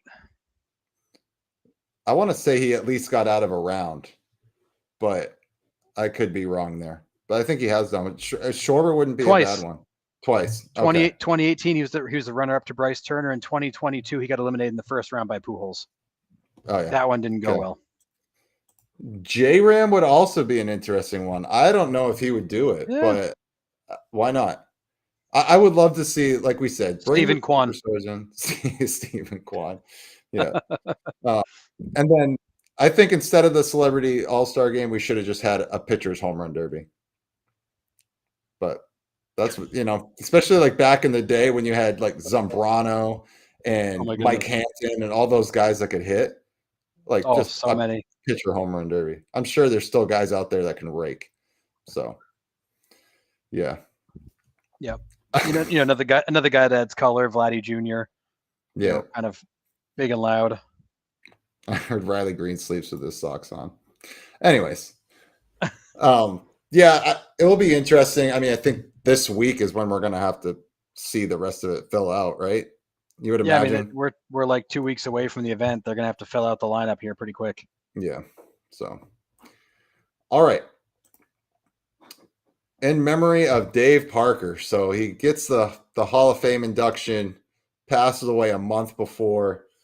It's a tragedy. It sucks. But he was a spokesperson for Parkinson's. He lived with it for, 30 plus years.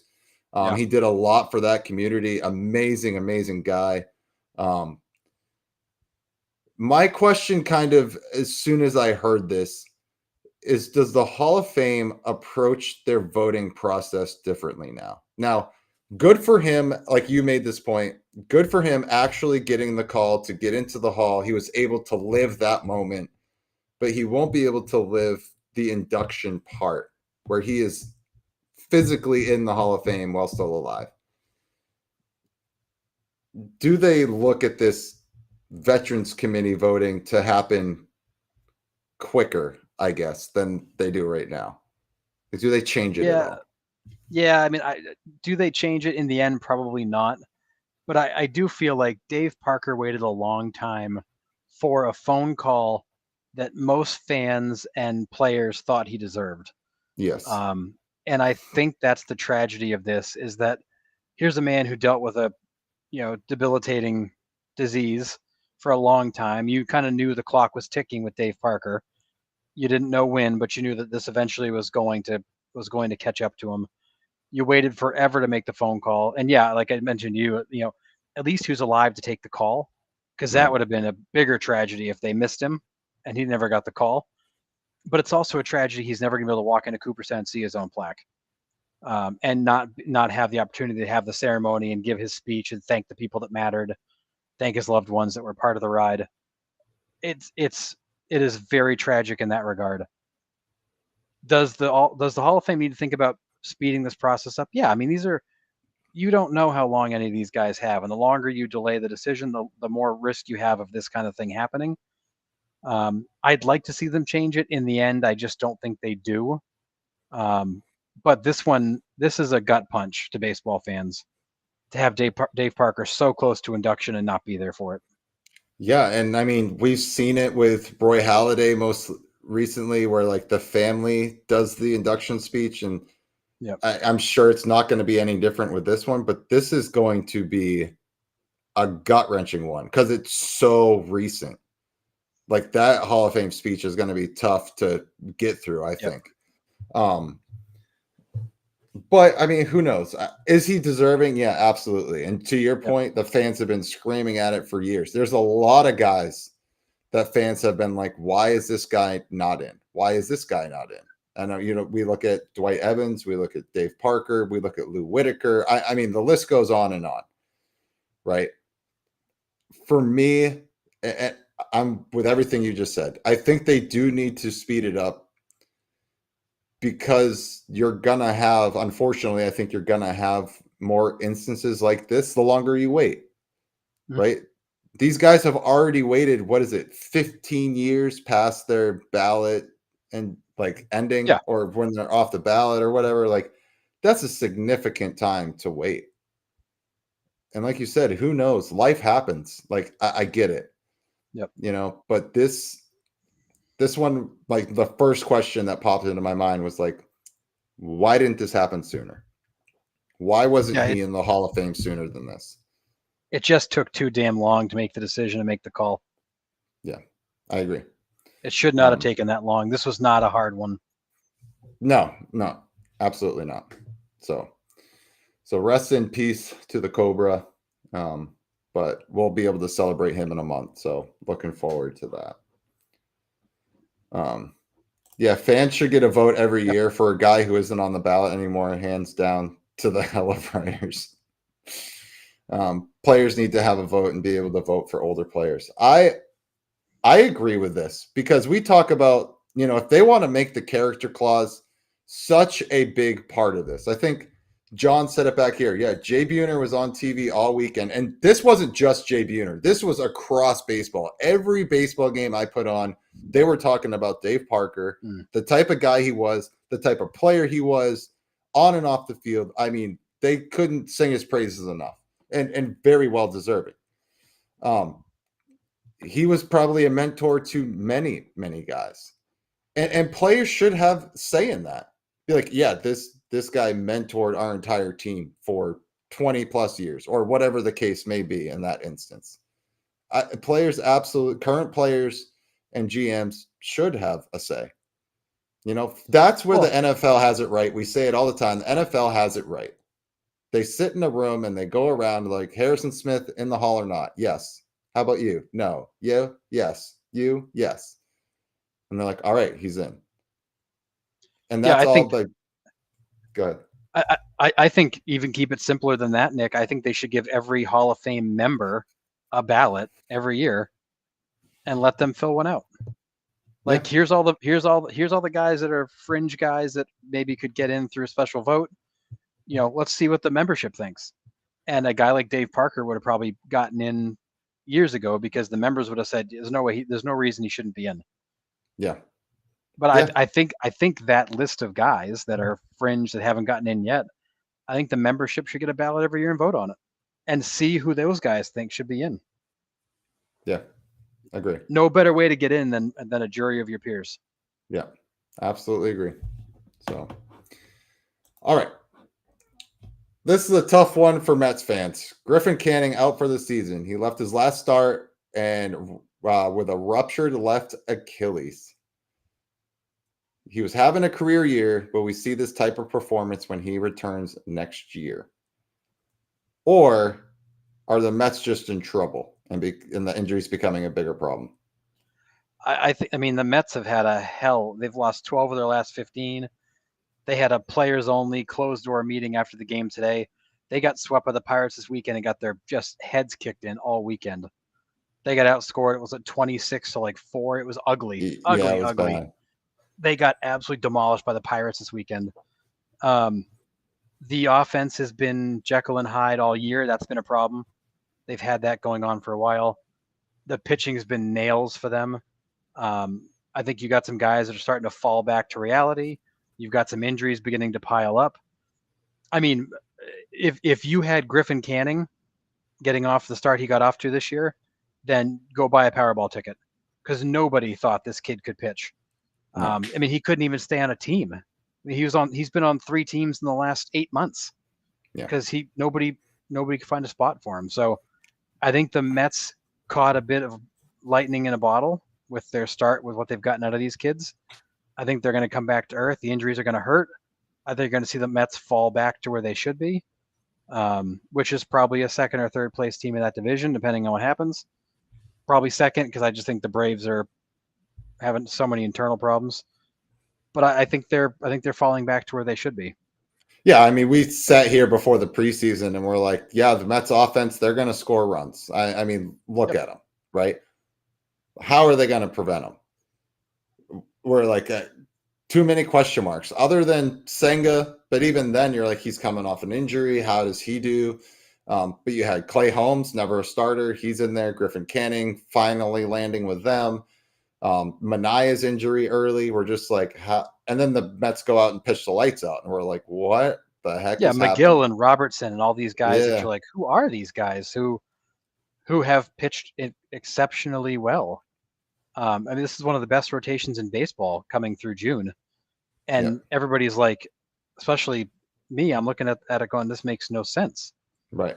But as we always say, water's going to find its level, and they're beginning to come back to reality. Yeah. And then injuries are starting to become a problem, and I think the Mets are going to fall back to where they belong. But I mean, to lose 12 out of 15, to get your doors blown off by the Pirates over a 3-game series, I mean, they're in trouble. And the Phillies are playing good baseball at the right time and are climbing over them. Yeah. Chad says Mets are falling apart. Not sure how they recover without making moves. But who do you give up to get pitching and still be able to produce? I don't. That's a fantastic question. The Mets don't have a loaded farm system. And Cohen's been very consistent that they're at their salary limit. I don't know they've got a lot of cards to play. And I will say, like, the inconsistency of their offense, I think, makes it more challenging because, you know, you had Juan Soto, who in April and May was an average player, who's had a smoke in June.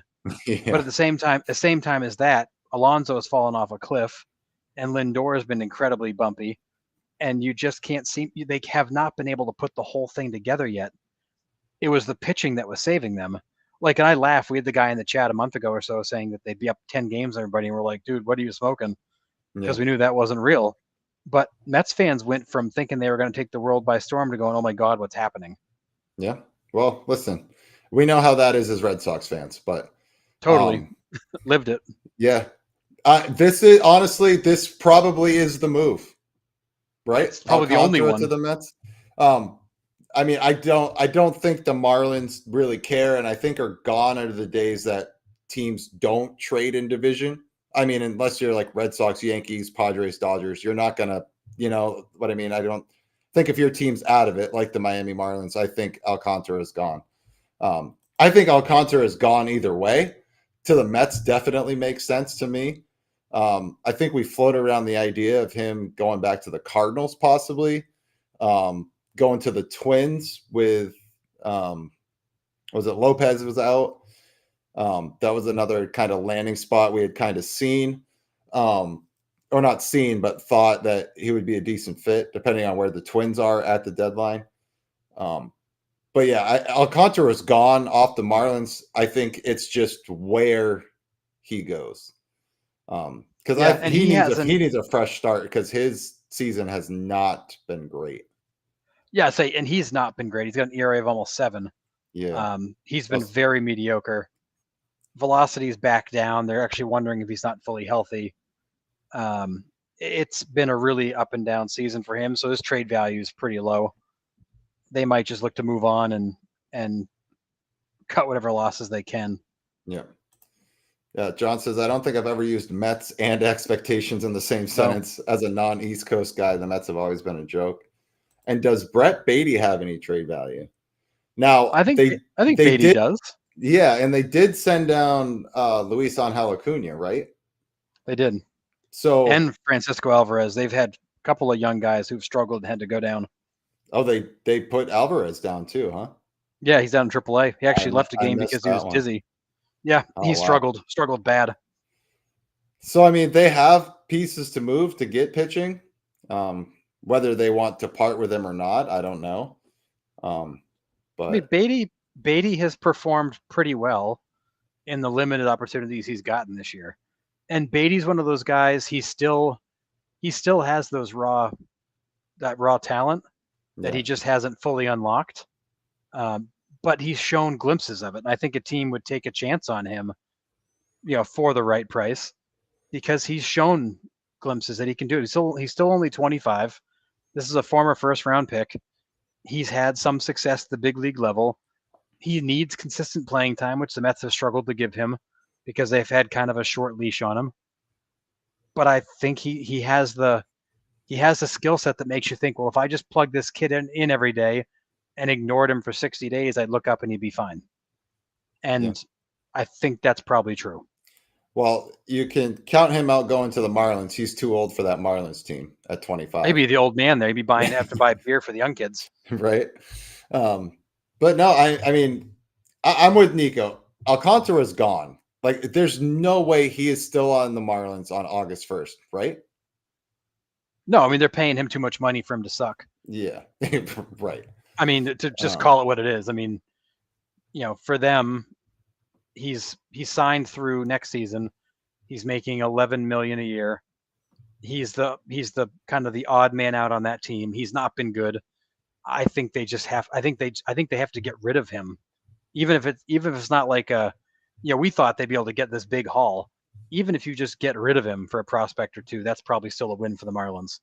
I think they would have gotten the haul if they traded him when we suggested it back in March. Well, because the expectation was high.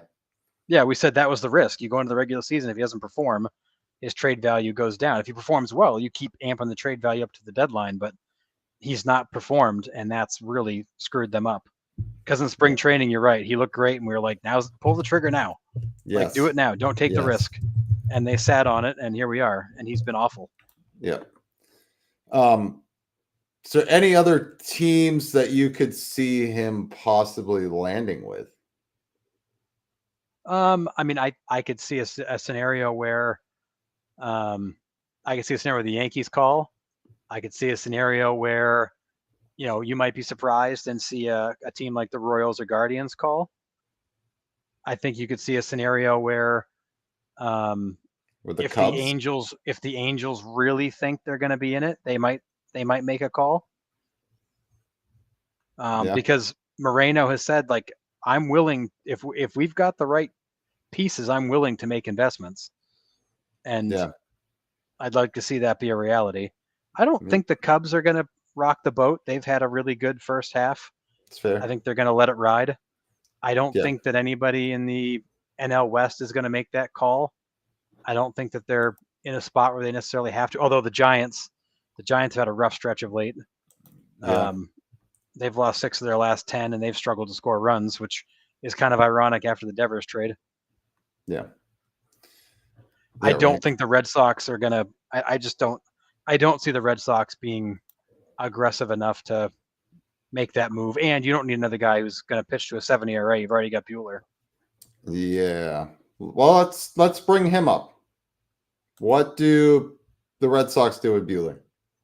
Trade him for a bag of balls or DFA him at this point.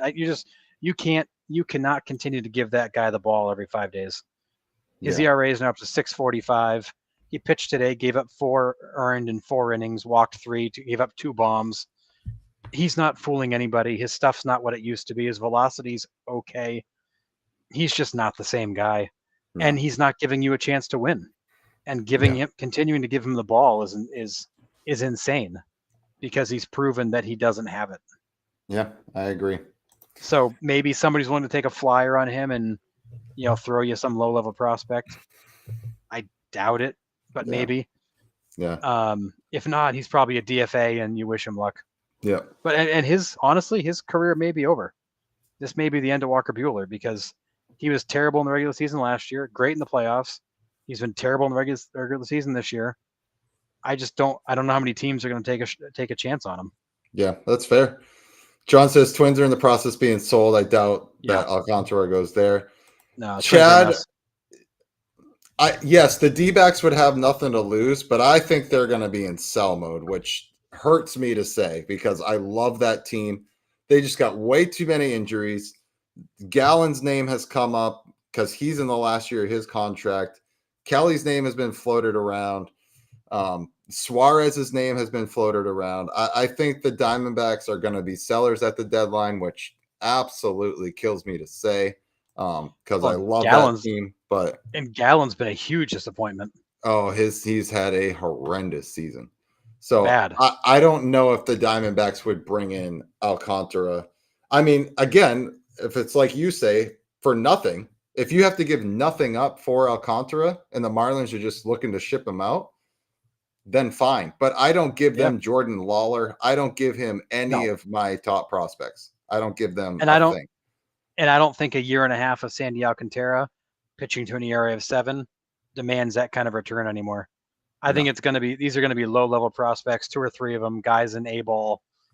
They're not looking for anybody major league ready. I can't imagine they're expecting top prospects.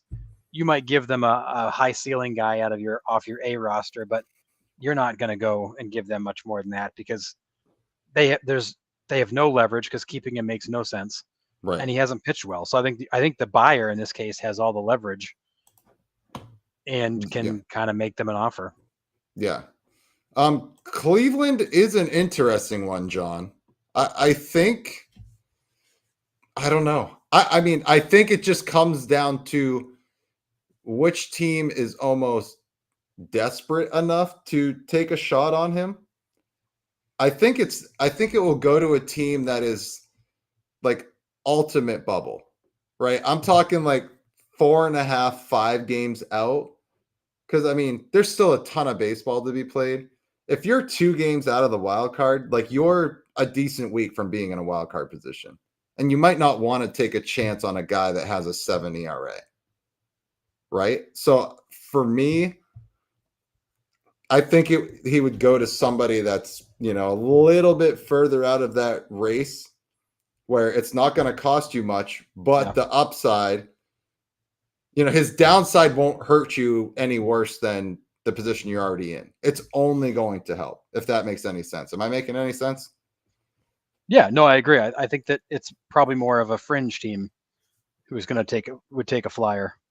Yeah. Well, I mentioned I think Cleveland and KC are going to be active, but for KC it's going to be bats. They need bats in the worst way. I mean, they've scored the fewest runs in all of baseball. Yeah, that's great. I mean, when you've been outscored by the Rockies, the Pirates, and the White Sox, you're in trouble. Yeah. Does Buehler have value in the back end of the bullpen? I mean, not $21 million a year at the value, but could he come in and get you 3 outs? Maybe. Although I will say the concern with Buehler is that he has struggled right out of the gate in 3 of his last 4 starts. He's been in trouble batter 2. I don't know that you can rely on him in the bullpen. I mean, maybe you give it a shot, but if you're the Red Sox, I don't think you want to pay the remainder of $21 million to have him pitching in the 7th inning. No, it was, dude, the other night was terrible. I was like watching the 7:00 game and it's like 10:05 rolls around and I'm like just late to the Angels game when they're out in Anaheim. Yep. And I literally turned it on at 10:11. The Red Sox had already gone 1-2-3 in the top of the first, and then Buehler had already given up 5 runs. And I'm just like, we're 6 minutes into the ball game. Yeah, I was like, oh man, he's getting into trouble early. I don't know what that is, and I honestly, I will say, I think that the Red Sox need to evaluate the pitching coach situation, because this is now going on over a year of really poor performance after what looked like a great start last year. They had a Yeah. great first half. They've been a really terrible pitching staff since. Yeah. There's something going on there. He doesn't look ready when he comes out. He's just, again, like, you got Bayo got hit pretty hard the other night again, going away from the changeup again. I don't know what the hell they're doing. Yeah. Yeah. Chad says Bueller was a high risk, high reward signing. Don't disagree with that. It didn't work. Time to move on. But Breslow does the opposite of what needs to be done. But we're going to have time during the All-Star week to definitely complain about Craig Breslow and the Red Sox front office situation some more. And this absolutely was a high risk, high reward signing. But Mhm. I'll say the same thing I did in the spring when I railed on Breslow for like 15 minutes about this contract. You gave the guy a $21 million 1-year guaranteed contract. No incentives, no options. If he pitched like crap, you had no way out. If he pitched great, you had no way to lock him up. You wrote the guy a $21 million check and you crossed your fingers and hoped. That was a rookie GM move to give a guy with a checkered past a $21 million check. Yeah. I mean, Nico says, what a fall for Walker. Kudos for the Dodgers for not signing him. Yeah, great point. He's a shell of what he used to be. Yep. So, I mean, I said it. Like, I kind of went off the rails with my Cy Young pick because of what you just laid out, Harrison, right? This was the ultimate prove it deal for Walker Buehler and nobody else. Walker Buehler had to go out and prove that he was still as filthy as he was when he first came up with the Dodgers. And looking at the postseason last year, and then knowing that going into spring and making our predictions, I'm like, he could be back to possible Cy Young Buehler. Now, I know it was a long shot. You can attack me all you want for being a stupid pick. I knew it was a stupid pick at the time, but I was just looking at what was laid out and like, this could potentially be really, really good or really, really bad. And it's really, really bad. So yeah, it's tough because when he is on, no one can touch him. He's great, but he has not had it this year. He's not. His location is off. His velocity is inconsistent. He's behind batters, it feels like, all the time. And he's not locating. Like, I was watching some of today's game, and like, he's not missing the glove by a little bit. Like, he's missing across the plate. Yeah. Like, Narvaez is set up on the outside, on the outer half, and the ball runs in. It's just he doesn't have it. And I don't know if that's because he's not fully healthy. I don't know if it's because he's got a mechanical thing. I don't know if it's just because he's trying to do too much. But no matter how you slice it, he cannot locate, he cannot command, and he cannot get guys out. And I said it maybe 6 weeks ago, like, he has stopped missing bats almost completely. Yeah. I hear Trevor Bauer and Jamie Moyer are still available. Trevor Bauer just got cut after 4 miserable starts. He got hammered. Trevor Bauer had 4 miserable starts over in Japan, and he just got released today. He's a free agent, so maybe. Well, maybe. Well, Nick, if League ran on hopes and dreams, the Mariners would have won 4 World Series by now. I'm sorry, John. I'm sorry. It's going to be an interesting trade deadline for me, I think, because there are so many. This is where I think the expanded playoffs kind of hurts the trade deadline in a little bit, because there isn't going to be too much shuffling if teams are in it already. You know what I mean? Like, yeah, there'll be like fringe moves here and there, but I don't think we'll see like huge blockbuster moves. I mean, what's the biggest names that could be moved that are teams that are completely out? I've heard Ryan O'Hearn, maybe Suarez, because nobody. I've heard Eflin. Nobody on the A's. They're not going to move any of those guys, right? Well, so so let's look at this. Let's look at this real quick. AL East. Yankees, Rays, and Blue Jays are very much in it. Red Sox are on the edge. Orioles are probably out. AL Central, the Tigers have that pretty well sewn up. But you got the Guardians, Twins, and Royals all in contention for a wild card spot. Only the White Sox are out. Luis Robert. Go to the AL West. That's it. And that's it. Luis Robert. Maybe, probably not anybody else other than that. AL West. Astros have that under control. Mariners have a wild card spot. Angels and Rangers are both 2 and 2.5 games out. They're all in it. So really only the A's are out, and they're not selling. You go to the NL East, you've got the Phillies in first, Mets in second. You got the Braves, who are probably on the verge of being out of it, might be out of it. Marlins and Nationals both out. Neither one of them are selling other than Alcantara. Cubs have the Central. Brewers are right behind them. Cardinals have a wild card spot. The Reds are 2.5 games out in the wild card spot. Only the Pirates out. We know they're not selling. We know they're not doing anything, period. Yeah, they're not going to do anything. So whatever. Like, the Pirates are irrelevant. NL West, Dodgers are in control of that division. Padres are a game out. Giants are a game out. Game and a half out of the wild card. Diamondbacks are 5, so they're borderline. Rockies are out. They got nothing to sell. So it's like, unless your team's like the Diamondbacks and the Braves and the Royals and like the Red Sox, who are borderline, unless they decide to sell, there's not going to be much of a market because so many teams are still in it. And the Orioles aren't going to move like Rushman. They're going to, you're going to see a guy like Cedric Mullins be available. You're going to see a guy like Eflin be available. You're going to see, I don't know, that's probably it. Yeah. I mean, it's going to be one of the two, right, John? I think it's going to be absolutely insane or it's going to be a dud. And honestly, the last few trade deadlines haven't been overly crazy. Like, gone are the days of Manny Ramirez getting shipped out and like those huge blockbuster deals we used to see at the deadline. Because I think so many teams are in it, they're not going to mess up the flow that they have going. And like we just kind of went through, the teams that are in the bottom aren't really going to sell either because they're either A, really young, or they've locked up their young studs, right? Yeah. O'Hearn has, his name's been floated around like crazy. Oh, yeah. Do the Rockies move on from Ryan McMahon? I've heard his name kind of thrown around a little bit, but I wouldn't consider those blockbuster moves. You know, they're not. They're depth pieces. And Cap'n, you're right. I'm not going to count out the Braves yet. I'm not there yet. That team is too talented. They have played so well. They're actually 5 games worse than their expected win-loss because they've had just some crap luck too. And I feel like at some point they're going to get on a heater and go win 10 out of 12 and all of a sudden be right back in it. I'm still waiting for that moment, but I'm getting impatient. Does the trade deadline need to be moved? Yes, we talked about this last year. Yeah, I think you have to move the trade deadline back a couple weeks and put it like in mid-August.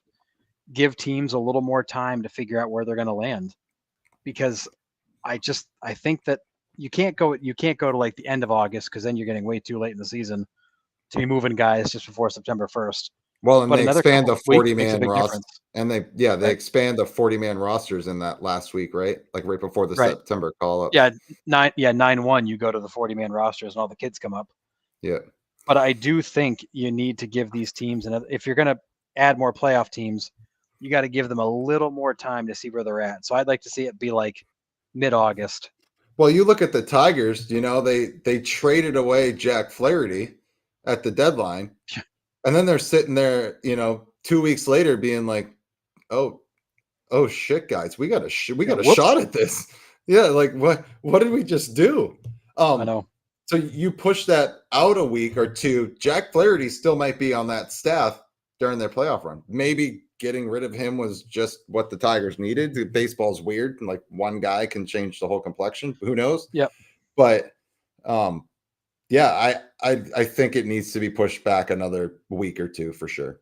But yeah, a little, just a little more time, I think would help sort some of that out. But at the same time, to the point John's making, there's been a boatload of parity, right. And I think that's good for the game. More teams are in it. I mean, hell, you look in some of these divisions have 4 teams still in the race.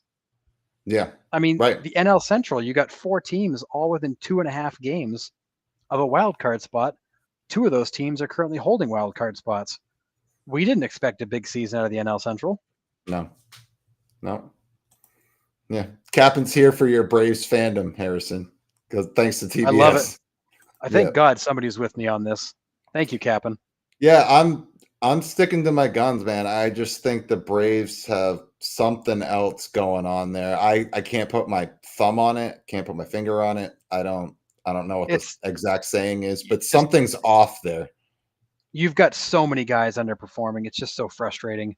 You know, Sean Murphy finally hit a grand slam the other night, huge Yeah. at bat. He's been ice cold. You know, like I said, watching Matt Olson was frustrating. You know, chasing back foot sliders and then laid on a 96 mile per hour fastball down the middle.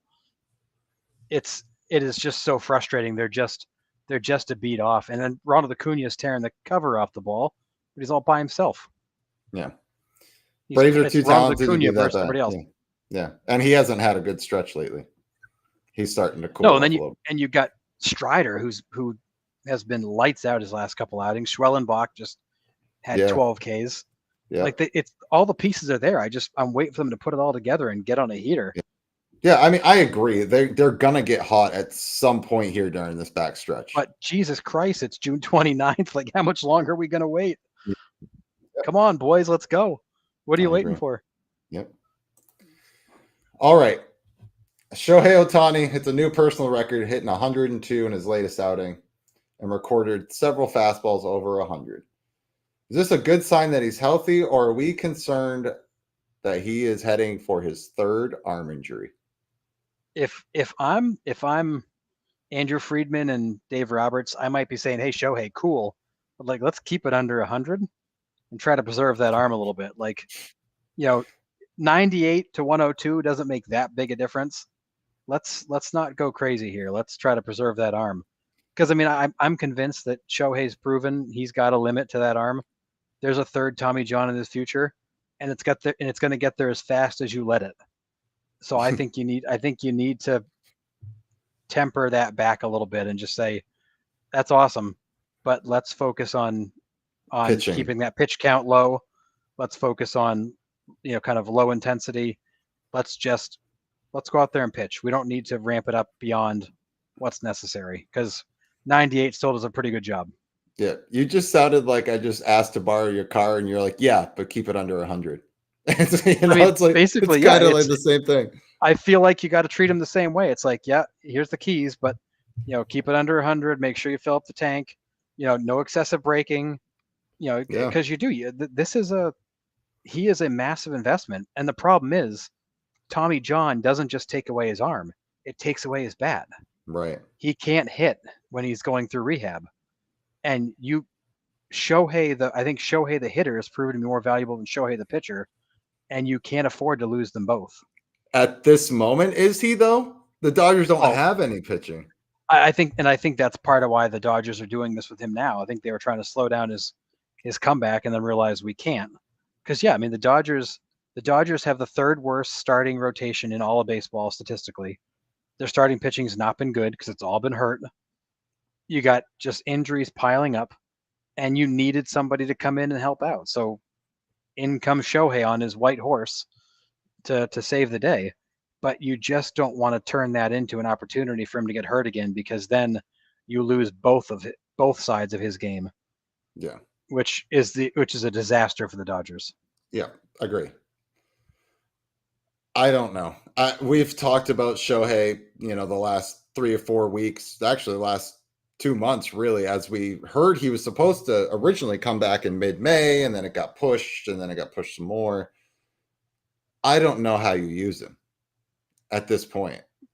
Yeah, I mean, I don't. Without him risk, I mean, he obviously has a risk getting hurt every time he goes onto the mound.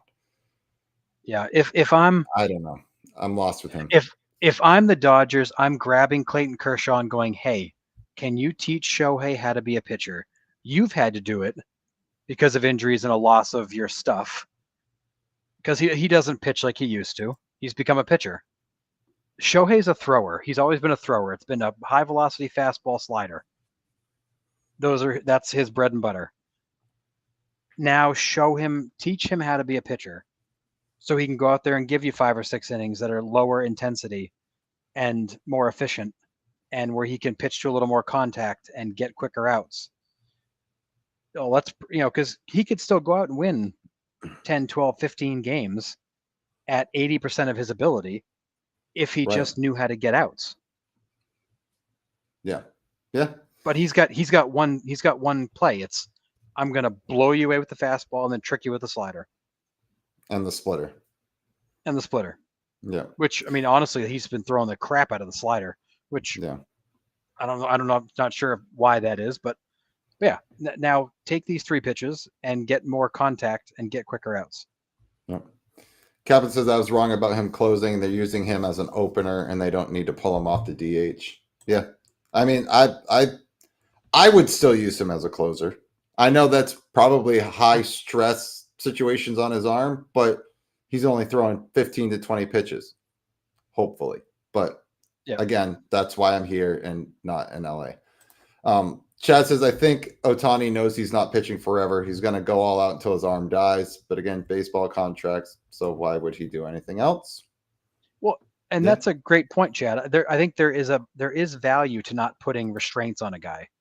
You know, go out and play your game. You know, that's what the ideal We're paying manager you for. wants to tell people is go play your game. At the same time, though, you realize that there is a shelf life, and you want to try to get more out of it, and it's a balancing act of not. You don't want to limit him so much that he can't do what he does. Yeah. But you also don't want to let him just go out there and blow his arm out. So I mean, I really think you need to overhaul Shohei and teach him how to be a pitcher. How can you go get 6 innings worth of outs at 80% intensity so that Right. you can actually pitch an extra season or 2? You mean Because like Te- we're you not mean talking about te- like a couple of starts. We're talking about like seasons he could lose. Yeah, you mean teach these pitchers efficiency? Yeah. Oh, is that a thing anymore? I mean, it was. I mean, again, like I've been watching a bunch of like random 90s, early 2000s games when these starters, you know, if the manager stood up in the 6th inning, they were told to sit the hell back down. Like they weren't coming out. Right. Yeah. Like these guys all went 7. I mean, I was watching Glavine in the World Series, game 6 of 95. He went 8 innings, gave up 1 hit, struck out 8, and just pitched to contact all game. Yep. Just Yeah. ground ball after ground ball. Captain, I'm with you here. I love seeing him pitch, but he is going to get hurt again. I mean, 100%. yeah. So Inevitably. I mean, We all know it's coming. He knows it's coming. yeah. I mean, MLB baseball is, I guess, more interesting to watch. I don't know the word I'm looking for when Ohtani's doing both. Right? Like he's more of the unicorn that he is when he's doing both, when he's pitching and hitting. But to your point, if he gets hurt again, guess what? We lose both. We don't even get to see his bat for a while. So I don't know. Hopefully he's good to go and we see him for a while here. And this second one, he holds up. But if we're throwing harder than we ever have before, I think it's a big risk. I think it's a huge risk. But Massive. maybe they have a set pitch count that he doesn't go over this year. Like, I don't care if you're mid batter, you're coming out on your 25th pitch. That's it. Sorry. I don't know. Maybe that's the plan, but yeah, but I feel like if your plan is to just like put him on a super low pitch count and make him a starter, you know, not a starter in the sense of like go 6 innings, but a starter in the sense of like an opener. If you're just going to make him an opener and let him go for an inning or 2 to start a game, I mean, if I'm Shohei, I don't get excited about that. I can't get a win. I don't really get into the flow of the game. I'm out before I really get started. Like if I'm Shohei, I'm saying no thanks. Like I don't want to do that. I get what you're trying to accomplish, but like there's nothing in it for me. Right. Yeah. Except for $700 million. But anyways. But he's going to get that no matter what. Well, he could never pitch facts. another inning and he's going to get paid. Facts. The beauty of guaranteed contracts. Yeah. All right. Trey Turner misses his bid for his 4th cycle, which would be an MLB record. I thought this was pretty funny. So he hit a double, a homer, and a single, and he needed a triple off the position player to complete the cycle. He hit his 2nd home run, and then after the game, he joked about missing the plate on purpose so he'd be credited with a triple, which would give him his 4th cycle. How would the fans have reacted if he would have done that? I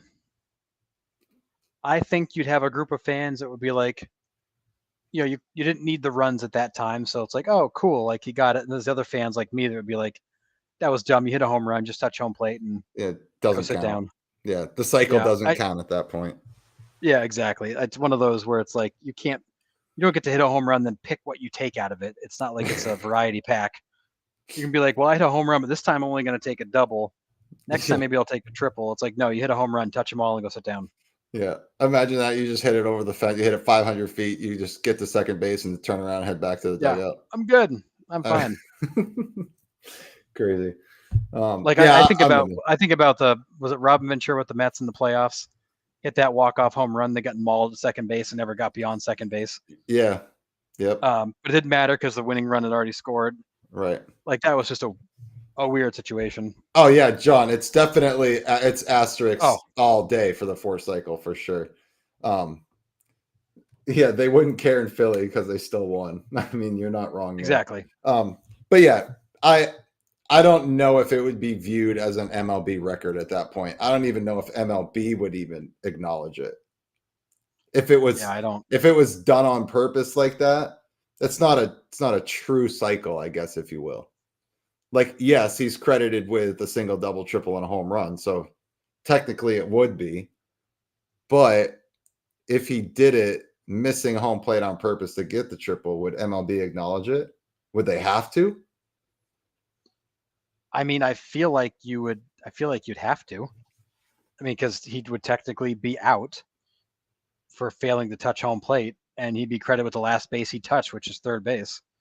So I think you'd have to give him credit for the triple and give him credit for the cycle. I just don't think anybody would like it. Yeah, I'm with you.